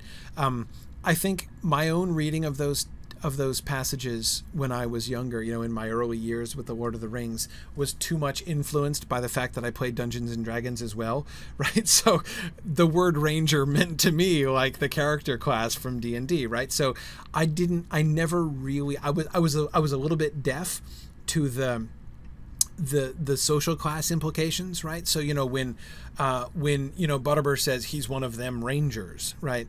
And when Frodo says I thought he was only a ranger, they're talking about like gypsies, transients, homeless people, right? I mean that's what ranger means. Rootless vagabonds. That's what it means to be a ranger. Exactly, Marielle, you were just saying exactly the same thing. Exactly. So that's the definition of the word ranger. That's what that term not only just implies but denotes within the content, within the Bree-land context. So Marielle, sorry, I like that idea of having his encounter with them be a kind of, because. Does he look down on them? He might look down on them. as we know, many of the elves are going to be looking down on the dwarves. Well, they literally look down on them, right? But you know what I mean, right? So I like that. Ooh, that's an interesting idea, Robert. Robert Brown is coming back to the suggestion about Tharbad, right? How Tharbad down in the Grey Flood is destroyed in the floods, which of course could easily follow from, be part of the Fellwinter experience and follow from maybe the thaws at the end of the Fellwinter or something. Or I don't know, maybe they come before or whatever. But Robert's suggestion is maybe Tharbad is the last settlement of the Dunedain and it's destroyed, right? Or maybe, Robert, I'm thinking maybe that's just recently happened, right? Maybe we don't need to do the floods and the winter in the same frame, but maybe the floods have recently occurred, and so it's very fresh, right? So he meets them, and they're not always wandering around. They had, a stronghold and settlement down at Tharbad, but that's now been destroyed, and so now they're all just wandering and itinerant. Yeah, no, I like that. Mariel, the more I think about this, I love that parallel between the finding of the dwarves and his meeting with the Dunedain. I love it because it's kind of, it makes sense, as you work through it, but it's really counterintuitive at first. Like here he is meeting his own people, right? The people of whom he is going to be the king, though he doesn't know that, though the viewers probably do, right? And yet his reaction to them is like the elves' reaction to the dwarves. That's kind of lovely. I really like that. Yeah. I see. Sorry, I missed that before. Maria suggesting that Eladon becomes the Feanor parallel when Aragorn starts making good choices. Yeah, well, somebody's got to be the fall guy there, Marie. So, yeah. Right. Brianna says that for her, when she read The Fellowship of the Ring at age 11, she associated rangers just with the national parks, department. Yeah. Well, see, there you go. Exactly. That doesn't help much either, does it? So yeah. Yeah. Cool. All right. So. Yeah, that's interesting. Mike says that, doing some things this way, thinking about this, it almost turns the procedure on its head, he says. The main story will flesh out the very brief encounter in the frame. It might just be a glance or an expression on Aragorn that's fleshed out by the narrative of the elves and dwarves. Yeah. No, I mean, the whole point is to have them kind of in dialogue and to be, to parallel them in ways which expands ideas that are sort of implicit but not expanded within those other stories. So, like, for instance, with the Arwen frame, her active contemplation of the question, where do elves belong? Are we meant to be here in Middle-earth? Are we meant to be in the West? Are we, shirking if we stay here in Middle-earth when we really should be going in? I mean, are we just playing hooky in Middle-earth when we should be going back into the West? Or is it the other way around, right? Are we abdicating? Are we shirking our duties in a cowardly way by going into the West and not doing our thing here? For Arwen, that's the active question. But of course, then as we went through season 2, especially the first half of season 2, that question is worked out in a different way and in a totally different context as they're being called to Valinor, and some are making the decision to stay behind and others are choosing to go on. So, Mike, that's exactly kind of how we have them sort of in relationship. We have the opportunity to do some different kinds of things in the season 3 frame because it's more action focused, so we can sort of parallel events, and I would hope put them into a kind of implicit dialogue, which could bring out some really interesting elements. I mean, Mike, even this example, right? His reaction to the Rangers, let's just call them that for the sake of emphasizing what we're talking about. Aragorn's reaction to the Rangers would be would be very different, right? So whereas with the elves and dwarves, we're talking about seeing something that is alien, right? And so the sort of the primary issue with the elves and dwarves seems to be like encountering the other, right? And sort of learning to cope with the other. Well, Aragorn's encountering the other too, but it's not other, right? They are the same. They are his people. He is really, and he will know that, right? He knows he's from them. He doesn't know who he is, and he doesn't know that he's their king, but he knows that he's of them, right? So when it happens to Aragorn, he's not seeing different, he's seeing same. And yet he has that same reaction, like, they are not like me and I'm uncomfortable with that. So the way in which those two situations create sort of like parallel feelings of discomfort and unease, and yet the situations themselves are so contrasted, right? Again, it's about the other versus the same. That's cool. I mean, that really enables them to be in conversation in some really, really interesting ways, I think. Me Tarzan, you Jane, says Brianna. Yeah. No, exactly. There are all kinds of really interesting ways in which they those two storylines could. So, Marielle, that's a brilliant suggestion. That is some brilliant thinking, Marielle, and I completely love that idea now. The more I've thought about it. Okay. So let's think. Yeah, Tony says, so the Dunedain don't just hang out in Esteldean like in Lotro. Yeah, no. I think we can't. Though, Tony, I would not object to having showing some Dunedain sitting by campfires, just on principle, as an inside joke. Yeah, no, that's not all that they do, clearly. Okay. We're not out of time yet because we started late. We have a little bit of time, but we should definitely set ourselves to trying to map this out a little bit. We have on the discussion board. We have some suggested beginnings, but I think we've already. Okay, yeah. Here are suggestions from the message board for episode ideas. All right. Okay. So let's read through these. Establishing Estelle's feeling of being kept in Rivendell against his will or being constrained. Hey, look, you had the same idea that I did. Possible conflicts with Gilrain and or Elrond. I say and, right? Like Gilrain and Elrond are both, there's still like a little bit of tension there, and he's in tension with both of them, right? He's fed up with the lot.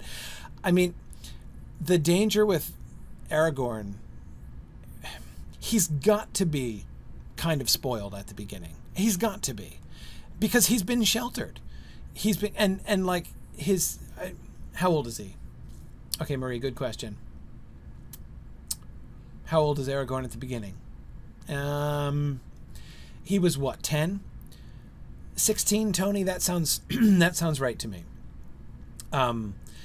16 would be particularly young, and of course it's going to seem ludicrously young to the elves. Because remember one of the things we have to keep coming back to with the elves is like human psychology and development is alien to them. They don't get it. I would think that one of the problems, one of the things that drives Aragorn off his nut in Rivendell as a teenage boy is the fact that all of the elves treat him like he's still 5. Right? Because if he were an elf, he would be still 5, essentially, right? They don't understand. He sees himself as he's practically a man, right? He's feeling like, I deserve to be treated as, he feels like all 16-year-olds do. Like, I deserve to be treated as an adult. I'm pretty much an adult now. And the elves completely don't comprehend this, right? They don't get it at all. And they just are like, because to them it's not even on the table. It's not even a question of like, well, you've not quite earned that level of respect, son. You can't expect us just to, like, it's not that at all, right? They live in a different world, right? They're in a different universe, and in their universe, he's a baby. It wouldn't even occur to them to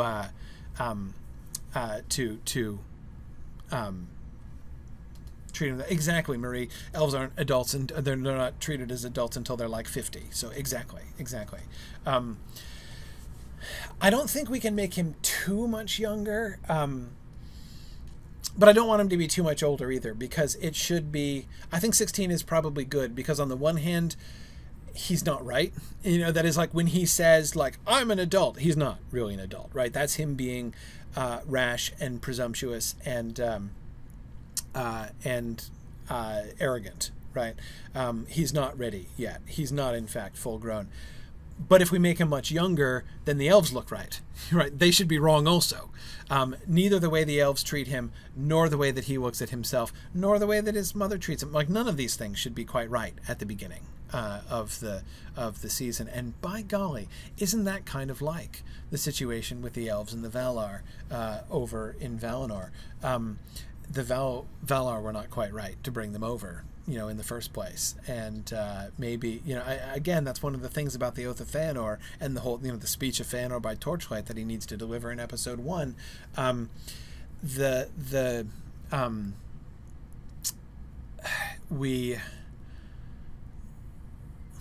He's not completely wrong, right? He's way out of line, but he's not completely wrong. And that's, of course, been the thing about what Melkor said from the beginning, the stuff that Melkor said from the beginning.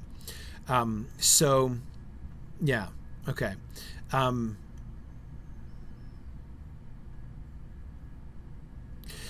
Yeah, Marie points out that half-elves age at the same rate as mortals, so Eladon and Elro here were full-grown at 20. Yeah, but that was a heck of a long time ago, Marie. And, they've adopted the Elvish point of view at this point. I mean, they've learned the Elvish point of view. They've embraced the Elvish life, and they have. So yeah, I agree. It is definitely worth mentioning, Marie, to kind of keep in mind. Maybe he can even appeal to them, right, at some point, and acknowledge like dude, you're not like the rest of them, right? Like, I get that Glorfindel doesn't get it, right? Glorfindel's been around for millennia. I don't expect Glorfindel to get me, right? But you should get me, Eladon and Elro here. Like, I could see that kind of conversation coming up. Yeah. Right. So Marielle points out the logical extension to that, of course, is that the elves of Rivendell have seen this twice before, compared to how many times kids have been born there. Yes, they have, but I still don't think that they understand. I mean, think of how many. I think it's still the human perspective is so alien to them that they just don't get it. They don't even if they've seen it before, they still don't grok it. So that, I think, is still can be a very legitimate objection that Aragorn has.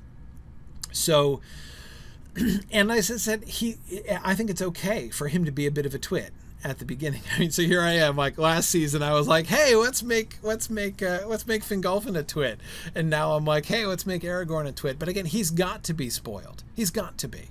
As Nick was just saying, here we go again, right? Yeah. No, he's got to be, because he's sheltered. He's living this sheltered life. I mean, I think that's got to be Gilrain's weakness as a parent, is sheltering him from harm, right? So she can't let him out all that much. So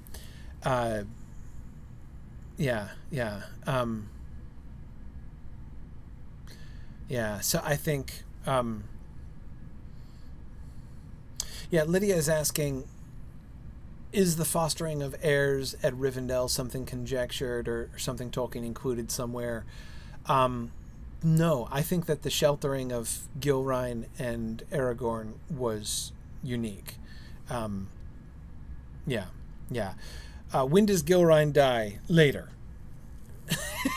Later, after season 5, after Arwen.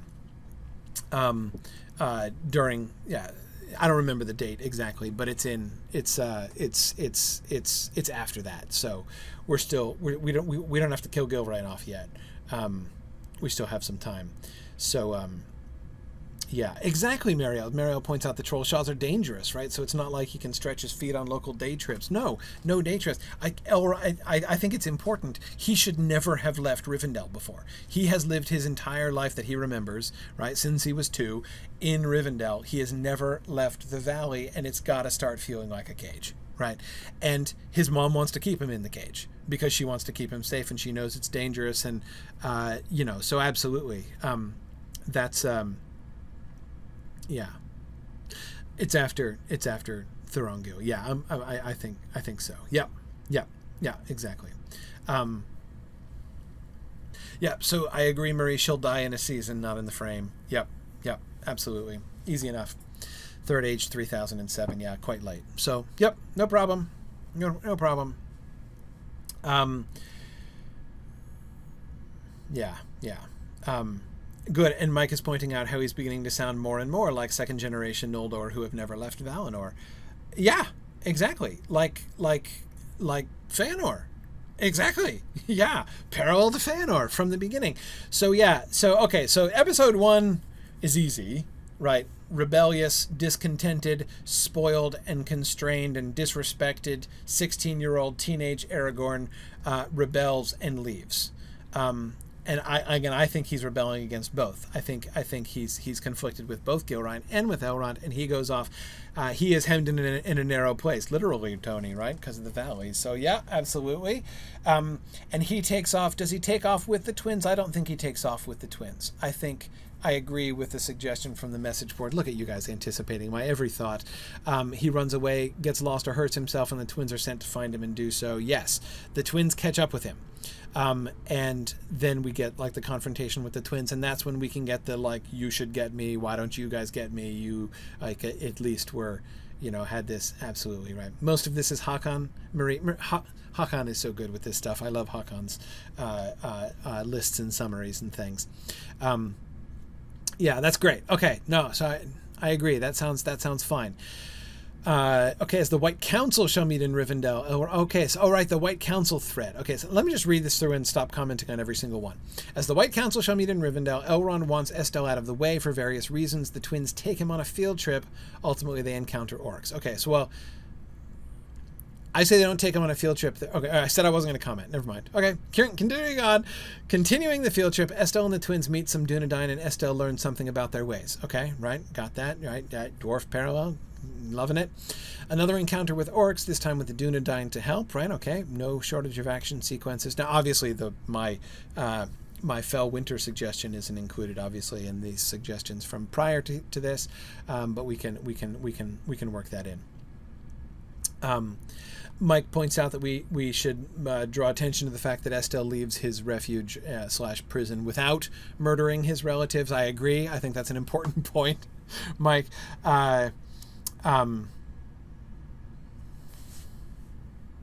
Though it does suggest a question, doesn't it? What do we want to do with the kinslaying? I don't necessarily think that we need to make a direct parallel to the kinslaying, without like Aragorn actually being guilty of murder, but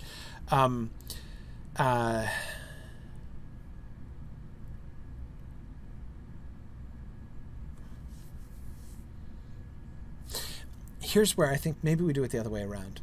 Here's what I mean by the other way around.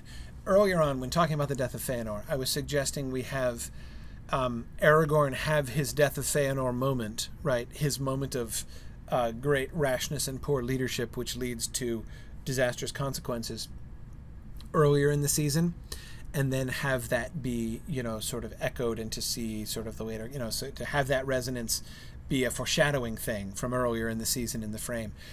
With the kinslaying, we could do it the other way around. We have the kinslaying early in the season and nothing quite parallel to that.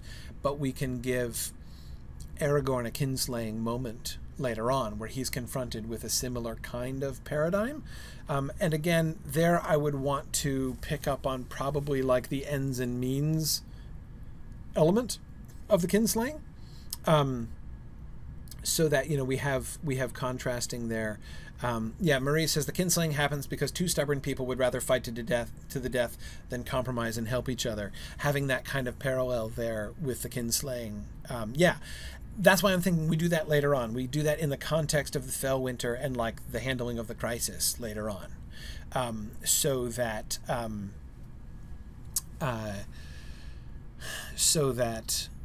we can see the parallel backwards, right? How the kinslaying, it picks up on the ideas from the kinslaying, and we see Aragorn. In the end, he's going to make the contrasting decision, right? He's not going to go the kinslaying direction. He's gonna go away from it.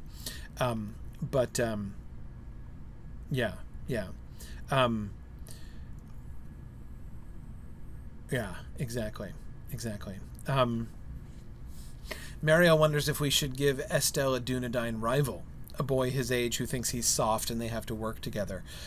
Yeah, I mean, Mariel, before your brilliant Halbered suggestion, my first thought was like, what if the chieftain of the Dunedain kind of resents it, right? What if like the guy who is in power right now knows the secret but is disgruntled or just dislikes Aragorn, right? It's like, he's sitting there like, okay, I'm like the chieftain, while like our noble chieftain, the son of my old friend Arathorn, is off like being raised and protected, and that's great, and I can't wait till he comes back. And then he's like, seriously, like,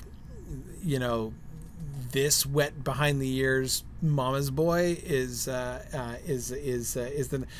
so I was thinking about that. I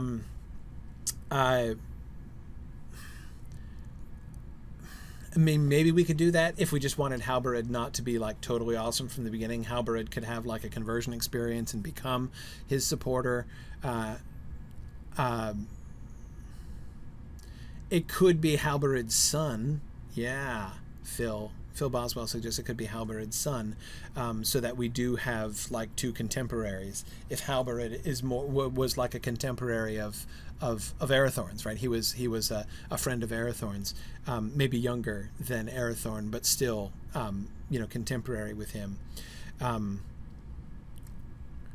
Yeah, Marielle says she'd rather have Halbered be an example, not a rival. Yeah, I'm even me and my passion for making characters everybody loves into annoying jerks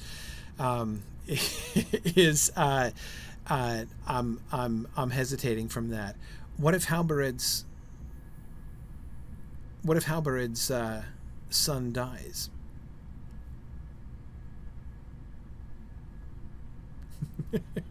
What if Halbered's son dies? Marie says, and with what I can only take, Marie, to be a tone of incredulity in your question, you draw the line at Halbered? Well, okay. Right, I'm willing to go as far as Fingolfin, but Halbered, no. We talked about disastrous decisions, right? We talked about there being real consequences, about him making mistakes that really matter. But yeah, so like the idea, exactly as Mike is suggesting, if we got Halbered grieving for the death of his son still on board with chieftain, now we can see Halbered now has like a long list of reasons to go rogue, right? To resist Aragorn, and he still doesn't. Like, that makes Halbered like quadruple awesome, doesn't it? Yeah, I mean, I'm not saying that like we could be it's not like he has to kill Halbered's son, or he has to like do something which like really directly leads to his death, but he could lead them into a rash battle in which Halbered's son dies, so one of those situations where it's his responsibility as a leader, like it's on him that they were there, and therefore it's his fault that Halbered dies. But it's not exactly like, he got him killed in a very direct way. But so that is something that I think that Halbered could still plausibly forgive, but it would be a big deal that he... Phil asks, does it have to be Aragorn that does something rash? Yeah. No, I think it should be. I think, well, not only because it fits the character and his... No, that's the main reason. Well, the one reason is that, again, I kind of want to do the Aragorn Feanor parallel, but the other reason is that, again, this is about Aragorn growing up. I mean, Aragorn growing up is one of the major things that we're doing in this plotline. And so I think having him make at least one really significant mistake is something that that we need to have him do. Yeah. Tony says we should make Halberid's son die, like in this rash action, have Halberid's son die defending Aragorn, and thus Aragorn has to carry the survivor's guilt too. Sure, yeah, I love it, absolutely. Yep. Exactly. As Nick says, you only become great by making mistakes, right? So if it's not him who does this, how do we get to awesome Aragorn of the Lord of the Rings, right? Yeah, you can't. Exactly. You've got to, which of course, Nick, was my whole argument with Fingolfin in the first place, right? All the grief you guys have given me about making Fingolfin, about diminishing Fingolfin. That was the point. Anyway. Yeah. Okay. All right. Mariel has an idea. Halberid's son dares Estelle to do something dangerous. Estelle gives into pride and goes. Right. Mariel is part of the whole, like, hey, well, aren't you a little mama's boy? And if you're not a little mama's boy, so like basically Aragorn's desire to prove himself, right? I'm not the little mama's boy that you take me for. So to have that because Halberid's son is a great proxy for that desire of Halberid's, right? Halberid's son would be the perfect place to manifest that, like, basically Boromir's issue, right? Like that it long bothered him that his father was not a king, right? It can bother Halberid's son too, who thinks his dad should be chieftain. Yeah.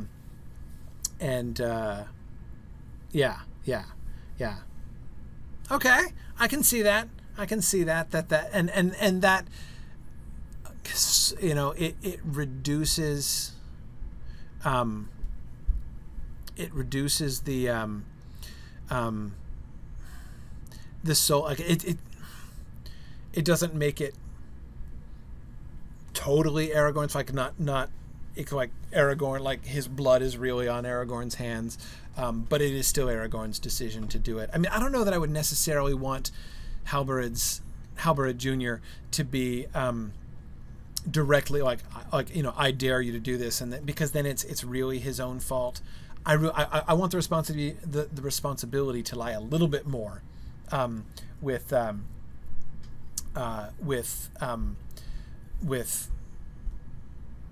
Aragorn than with Halberid Jr. I don't want to have it rest entirely on him, but it still could be basically Aragorn responding to taunts by Halberid Jr. And feeling that desire to prove himself, basically. Phil Boswell, your questions are coming through. I can't always get to every question, so I might have skipped over some of them. But yeah, I do. Like I just responded to your "Does it have to be Aragorn acting rash?" question. So yeah, you're coming through.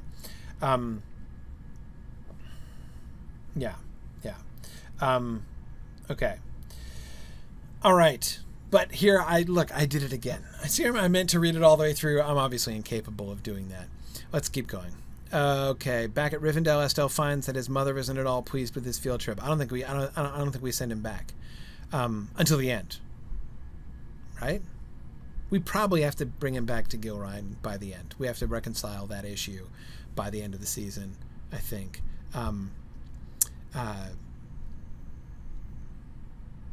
Yeah. I have to think about how that fits into the arc. But anyway, okay. Right.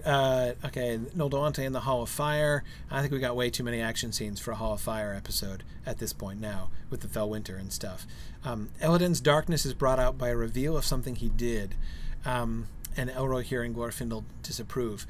Marie Gilrine is a minor character in this frame. I think she only comes in at the beginning and the end, and then maybe we get meanwhile back in Rivendell, Gilrine is really worried. I don't think we can do much more other than that. Hang on, Nick, let me come back to that for a second. Okay, because we're almost there. Let's see. Oh, so the Elladan and Elro here, and developing Elladan and Elro here will be involved in the Fellwinter action, and so we can bring out we can have an Elladan goes off his meds, moment if we want, again, to do the differentiation and that temptation to darkness that we have talked about with Elladan, the thing that we did in season 2, which was kind of fun. yeah, I think that's really there's plenty of potential for doing this kind of thing there. Aha, right. Marie says Eladon has a thing with revenge. This is the ship burning episode. Yeah, sure.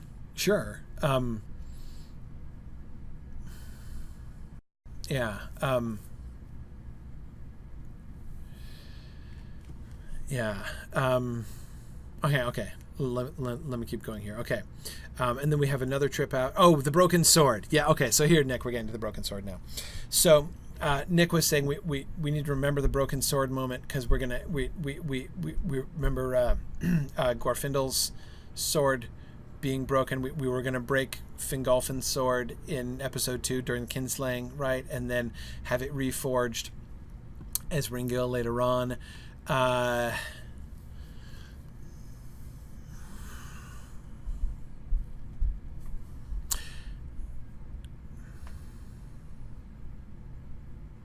don't think we need to literally. I mean, it's true that we have the broken sword. I don't think we need to literally bring in the other broken sword. Here's why I think that. Two reasons why I think that. First of all, I think that we can parallel the concept of the broken sword without having to bring in a literal broken sword in both the frame and in the main story. The other thing is Aragorn. Fingolfin's broken sword is a new thing, right? Aragorn's broken sword is very famous, right? And it's a really important element of his character. It's like a very important established element of his character. There are ways in which the broken sword is already kind of implicit in Aragorn's whole character. I mean, we could even develop it, Nick. I mean, I'm kind of thinking we could even have a little broken sword motif, that kind of comes up around Aragorn. Aragorn as like the broken, like the parallel, right? The parallel between the reforging of Narsil into Andúril and Aragorn's growing up process, right? I mean, he is being forged. He is being tempered, by his experiences in his growing up process. He is going to be the Flame of the West by the time he comes to his adult life, right? Like his career from Arwen onwards, right? From season 5 onwards, this is like Aragorn as Andúril, right? But to have him as 16-year-old Aragorn basically be Narsil, right?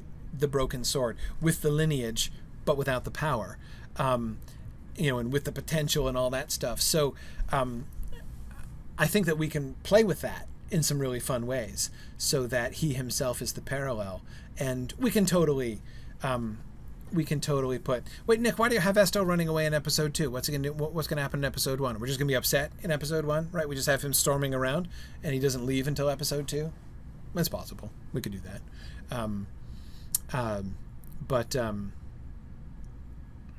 Yeah. Yeah. Oh. Yeah. Oh, sorry. You're referring to what's written here. Yeah. No. I don't. That's actually not even how I was thinking that. I was thinking he leaves in episode 1, and episode 2 is like him running away, right? Like that is he is in the act of running. He has left, and he is like going places, right? So that's maybe not what was intended by Hakan and the others who were collaborating on this. That's what was in my mind when I was reading that. Yeah. Okay. All right. Cool. Yeah, Phil Boswell. I was thinking we could have, maybe some other. Again, like let's make swords breaking, into like at least a sort of a visual motif of this season. Like that would really kind of work. That'd be fun. Yeah. So we should see the sword in episode 1 or episode 2. Sure. Yeah. Absolutely. Let's see the sword. No problems with that. Okay, sorry. Let's keep going. Okay, so Esto should make another field trip. Maybe the second one should be more adventurous. Oh yeah, well, no, I think we have one trip. Meeting some dwarves.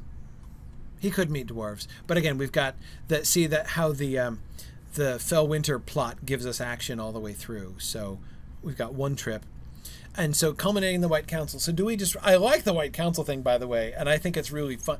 The Gandalf and Saruman smoking confrontation is so much fun. We absolutely have to do that sometime or other. If we don't do this in this season, we should do it in the next season. What if we save it? What if we save the White Council for season 4? And Bilbo can be kind of on the fringes of that in his traveling around. I kind of like that because we may need some action for Bilbo to have, because if we're going to do the Fellwinter here, yeah. So I say let's save the council plot, because we can get Gandalf, and we don't need an excuse to bring Gandalf in if we've got the Fellwinter going on. So yeah, the Shire is not a very action-packed place, not other than during the Fellwinter. So if we're going to do the Fellwinter now, we've kind of blown our Shire action wad for the whole rest of the frame, essentially, until the Scouring of the Shire. So yeah, that's kind of it. Wolves, exactly, Nick. Lots of wolves. That's what we got to get used to. And I think it's obviously the wolves that rip apart Halberud Jr. and Aragorn can't save him. I think that's what happens there. Yep. Okay, so I think that should he meet dwarves? I'm not so okay. In general, I'm not worried about dwarves. I think we could include or not include dwarves. I find dwarves non-essential, because the role of meeting dwarves, I assume that meeting dwarves was brought in here in order to parallel the issues with the dwarves in season 4. But I think that Marielle's suggestion of having his relationship with the Dunedain be the one that plays off the relationship with the dwarves, I think that is a way cooler and more subtle idea, and I love that. Anyway, so we could there could still be when like, in order to try to help protect the Shire and to stem the flow of the wolves, and we can totally have orcs along with them as well, invading from the north. It doesn't have to be a wolf only army. We can do a wolf orc thing, or whatever. We could do a wolf human trolls. Sure. Yeah, no, we can bring in as many enemies as we need, I think, for this, because just because the wolves are the only ones that get into the Shire, right? What we know is that during the Fellwinter, the wolves invaded the Shire over the frozen Brandywine. That happens, right? So that's our framework. But that just means they're the ones that got through, right? Like the trolls and orcs and savage Northmen or whatever, all get stopped, right? So they succeed in preventing them from getting as far as the Shire, but some wolves get through. So that's fine. So, and in the Shire, this seems like the apocalypse, right? But in the big picture, they have, even though they are enduring difficult times with the Fellwinter already, and then the wolves come in, and that's a really big deal. They don't realize, even in that moment, how sheltered they are. And so I think that kind of works. Corrupted walruses, says Robert Brown. War walruses. Yeah, it should happen. Why shouldn't it happen? Yeah. So, okay. Good. I think that works. So let me think about some episode details. So one of your assignments for next time, I'm going to want to review. We're going to need a new list, right? A new list of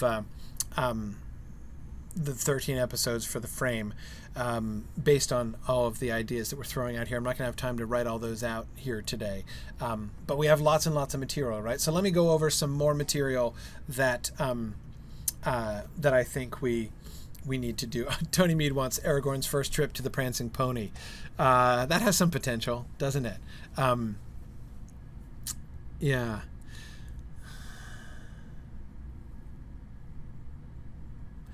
How old is Butterbur?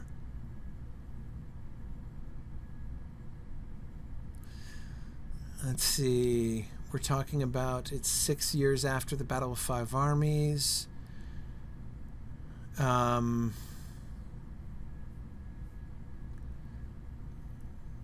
Yeah, it's 60 years before.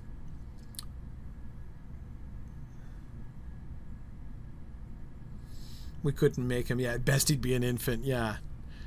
Well, that would be a fun cameo, though, wouldn't it, Nick? To have like some like 2-year-old, running around the common room of the Prancing Pony, getting into trouble, breaking crockery, and like his mom or dad yells at him, Barnabas, Barnabas Butterbur, you get over here.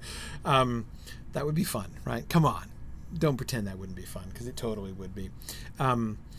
But anyway, yeah.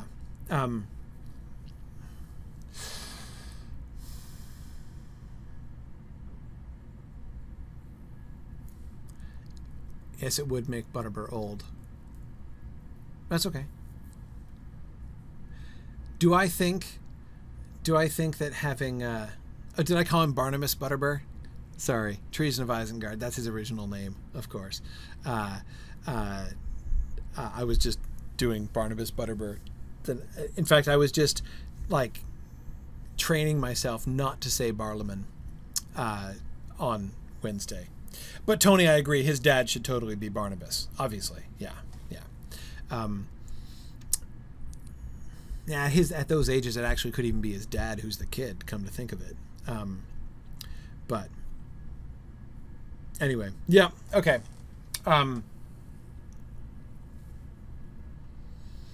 Yeah. Anyway, okay. Sorry. I'm kidding.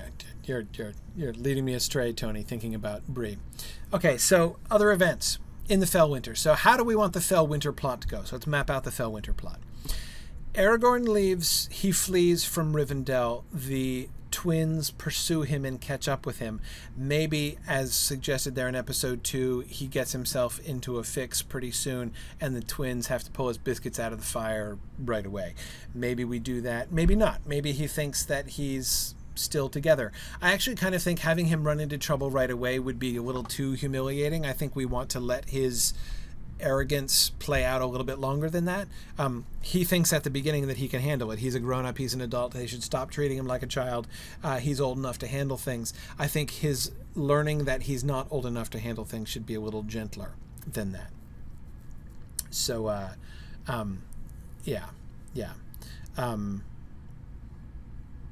Marielle says, why don't they just drag him back?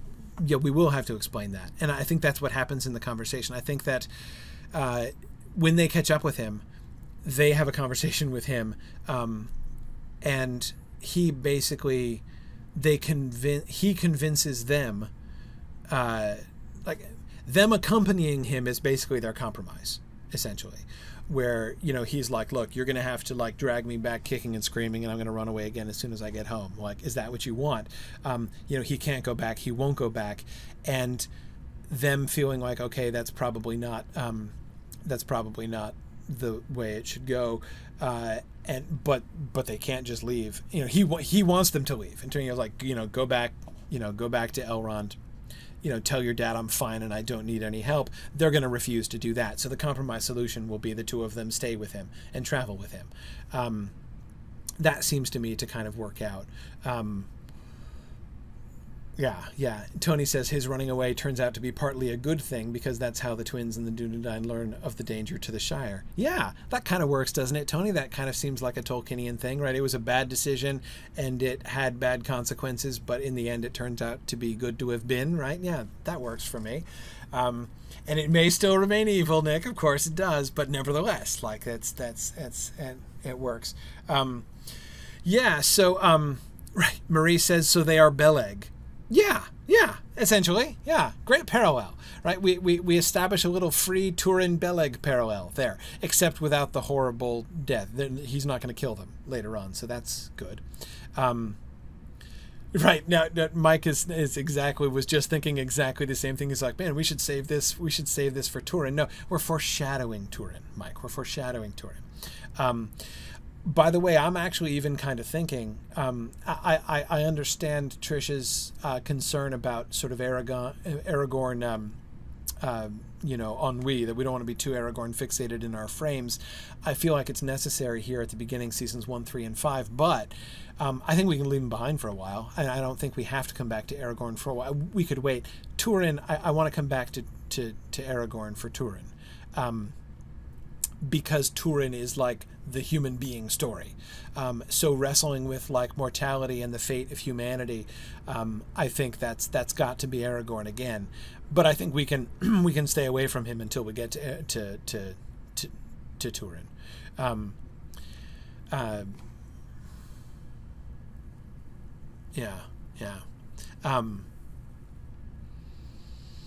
Yeah, no, I'm not saying we have to parallel his story to Turin's Marie, because that would be too depressing. But, yeah. Marielle says, could we do an Easter egg, a Treason of Isengard Easter egg, and have him travel by the name of Estel, son of Turin, during his travels? That would be fun, actually. I like that. Marielle's referring to the fact we talked about this in Treason of Isengard class on Wednesday. When Tolkien was first, as you may know, the Strider character was originally named Trotter, and Trotter was originally a hobbit with wooden shoes. So when Frodo's character, when Frodo and company, who is not named Frodo at the time, gets to Bree for the first time and meets the strange ranger in the prancing pony, he is Trotter the hobbit who wears wooden shoes. And he doesn't become Aragorn, the heir of Elendil, until later, and that's the point that we're reaching now at the beginning of the Treason of Isengard. So but in the manuscript, when Tolkien first wrote the lineage of Aragorn into the story, it says, he is a descendant of, and the first thing he wrote was Turin. He's a descendant of Turin, and then he immediately crosses it out. And said, no, he's a descendant of, he's from the family of Elrond. He's descended from Elendil. But he had that impulse. He had that flash of like, I want to connect him to Turin. Right. So yeah, Marielle, I kind of like that idea because no one else is going to know that name. Right. We could show the twins being really uneasy when he suggests that maybe, but I don't know. But anyway. Yeah. Okay. Tony says he thinks they should call him Trotter to hide his identity. You need a pseudonym for your pseudonym, my friend. Yeah. Yeah. Okay. Anyway, so let's carry on. Okay. So they catch up with him. They decide to go along with him. Relatively, so maybe they have an encounter. Maybe they have an adventure. Right. The three of them together. I'm not quite sure what, but the idea would be. Well, hang on. Let me go back. Let's do this with this screen up. So we'd be here, meanwhile in Beleriand, and we're encountering dwarves and stuff here in episode 4. Right, so episode 4 could be his encounter then with the Dunedain. So if we have episode 2 and 3 be the encounter with Eladon and Elro here, and maybe they're traveling together some, we can have episode 4 be the encounter with the Dunedain, right? And he meets Halberid and Halberid Jr., who obviously needs a name. Marielle says maybe Halberid Jr. calls him that. Estel, son of Turin. Oh, man. Marielle, you're on fire today. Anyway, okay, so the Fellwinter should come in. When do we get to the Helcaraxa? Just to make sure we have our crossing of the Helcaraxa. Okay, right. Episode 10. That's quite late. Setting off on the Helcaraxa, episode 9. Okay. So, and we don't have to wait until then. Necessarily for the Fellwinter stuff to begin, but if we're getting drama right with Halberid Jr. and stuff, that could start here, episodes 4 and 5 and 6. I have no idea what Halberid's son's name is. Right, you guys have to come up with that. Oh, Mariel, you meant Trotter, right? As the nickname that Halberid Jr.'s son gave him. Yeah, sure, a derisive nickname. Yeah, or Mariel, what if he calls him Strider? Oh my goodness, that's awesome, right? Halberid Jr. calls him Strider derisively, maybe, and then he adopts that. So it's what they call him in Bree. I know, maybe we could connect that in, but I don't know. But come on, don't pretend like that's not fun, because it totally is. But anyway, all right, so we'll come up with a name for Halberid Jr. That's not hard. When we get to the Fellwinter, so we have to have the Fellwinter coming. Maybe they learn of rumors of movements in the north first.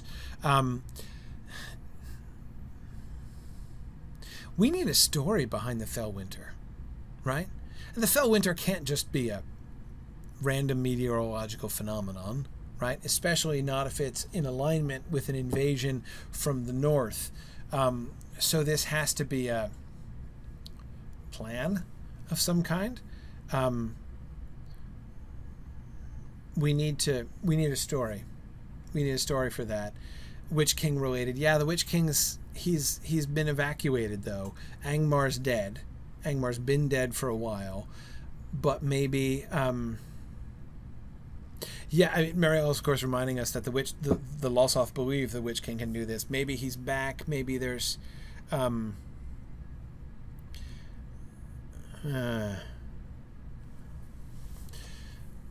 Dol Guldur. So this is a time of unrest in that Sauron has just left Dol Guldur and returned to Mordor.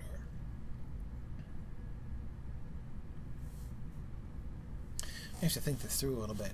And we have to be a little cautious here, because if we make this too plot intensive, then our frame is going to completely take over the season, and we can't let that happen. And again, we don't want to spoil what could be a really good season of its own later on. So it has to be not a major thing, but it has to be an incident, and we don't have to fully explain it. We can just speculate, right? Speculation of... Well, so the Witch King would be obvious speculation. It's just like Angmar. I mean, the Dunedain would be full of stories of the old days in Angmar and the power of the Witch King. So they would at least be suspicious that the Witch King has returned. Maybe this is Angmar reborn or being reborn. Maybe this is...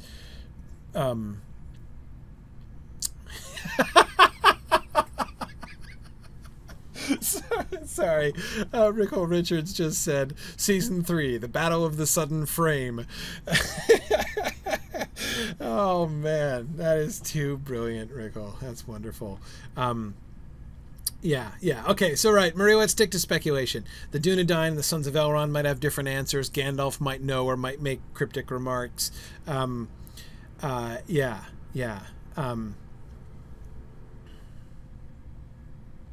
Yeah, Brianna suggests she'd rather have the weather attract the orcs than some other evil attract the weather.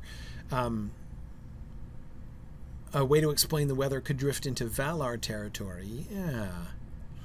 Yeah. Well, let's think about that. We need to come up with the real story, and then we need to come up with like versions of the story or guesses at the real story that different people have. I think the Sons of Elrond, Gandalf, and maybe Círdan. And maybe Círdan knows the real answer. Maybe Olmo tells him the real answer or something, and he has a dream, right?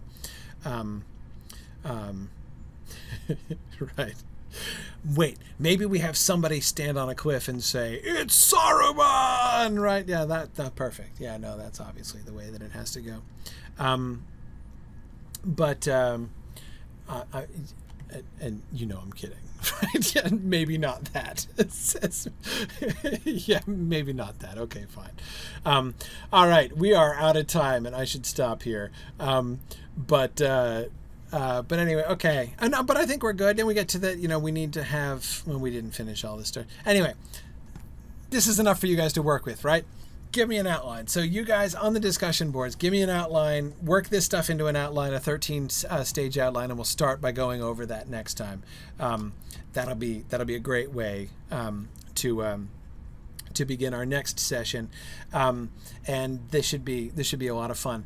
Also, the subject of our next session is creative challenges. So you remember back at the beginning of season 2, we did some sort of overview discussion of like, how are we going to handle the elves? Like, are we going to make the elves look different? Are we going to cast them as different races? Are we going to how are we going to make their cultures be? What's the cultural difference between the the Vanyar and the Noldor? Like, all those things were sort of the bigger conceptual issues that we were talking about at the beginning of season 2.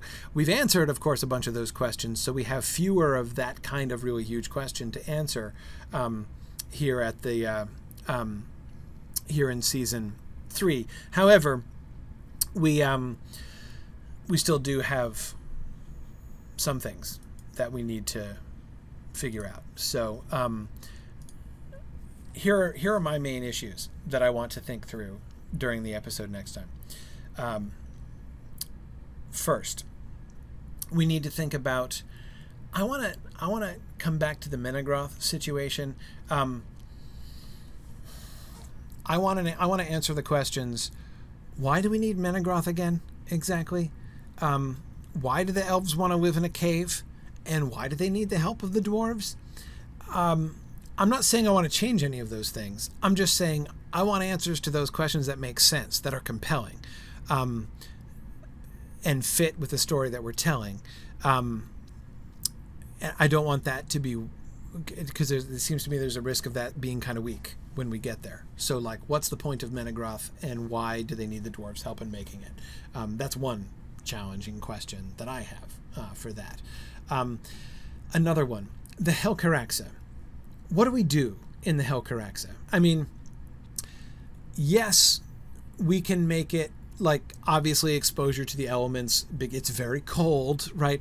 And it's very slippery, and there's grinding ice, right? So, like, people can fall off and get drowned or crushed by ice and things. So it's very challenging to walk across, and it's easy to die, and you could die by exposure to the elements. Is that it? Is there any other danger? Do we have monsters? Does Morgoth attack? Do we have a fight on the snow? Are there other things involved? How do we, is it because, of course, like, dying of exposure is not the most exciting thing to depict on film, and we can do that, but do we want to, how do we want to do the dangers of the Helcaraxa? That's so my general question. What do you guys think about that? My third and biggest question, or sort of challenge, that I want to deal with is the bad guy plot. What's Angband like? What are Angband politics like? I mentioned it earlier in this episode, or in this session, but I want to come back to it and talk about it much more next time. What is Morgoth's relationship with the? We've been doing the Gothmog Sauron thing. We'll keep doing the Gothmog Sauron thing. How exactly does Morgoth fit into the Sauron Gothmog equation? What are things like in Angband? And how do we want to handle that to move forward? So that's Robert says, is it only the ice that's dangerous, right? Echoing, of course, Pippin's question to Merry on the eaves of the Old Forest. Is it only the trees that are dangerous? Awesome, Robert. Very, very well done. Bye. You guys are doing great today. I have loved your comments so much. That is fantastic. You win a ribbon for that one, Robert. Okay, so So those are the three things that I would like to talk about. If there are other issues that you guys have, please do feel free to suggest those on the discussion boards as well. That would be awesome. So we'll talk about the new outline for the frame, and then we'll talk about those challenges, and then in the episode after that, or in the session after that, rather, we will be ready to talk about. To talk about episode 1, to start going on things. So the first, let me review again. The first item was Menegroth. Like, what's up with Menegroth? Why do we need it? And how does it happen? And why are the dwarves involved? That is, apart from the fact that it's in the text, like, I know that's why we need it, but why do Thingol and Melian need it? Why do we build Menegroth? 2, what's the, and what I'm alluding to there in part is the fact that it's kind of, it's sort of counterintuitive to most people that the elves live underground, right? Like, why do they move into a cave? Why do they move into a cave? Okay, so why do they move into a cave? What's up with the cave? 2, what's up on the Helcaraxa? And 3, the Angband situation. So, okay. Thanks, everybody. That's what we're going to talk about next time, plus any other suggestions that you have, and maybe we can revisit some other things as well. I think we'll have plenty of time for next time. So, thanks, everybody, for joining me, and I will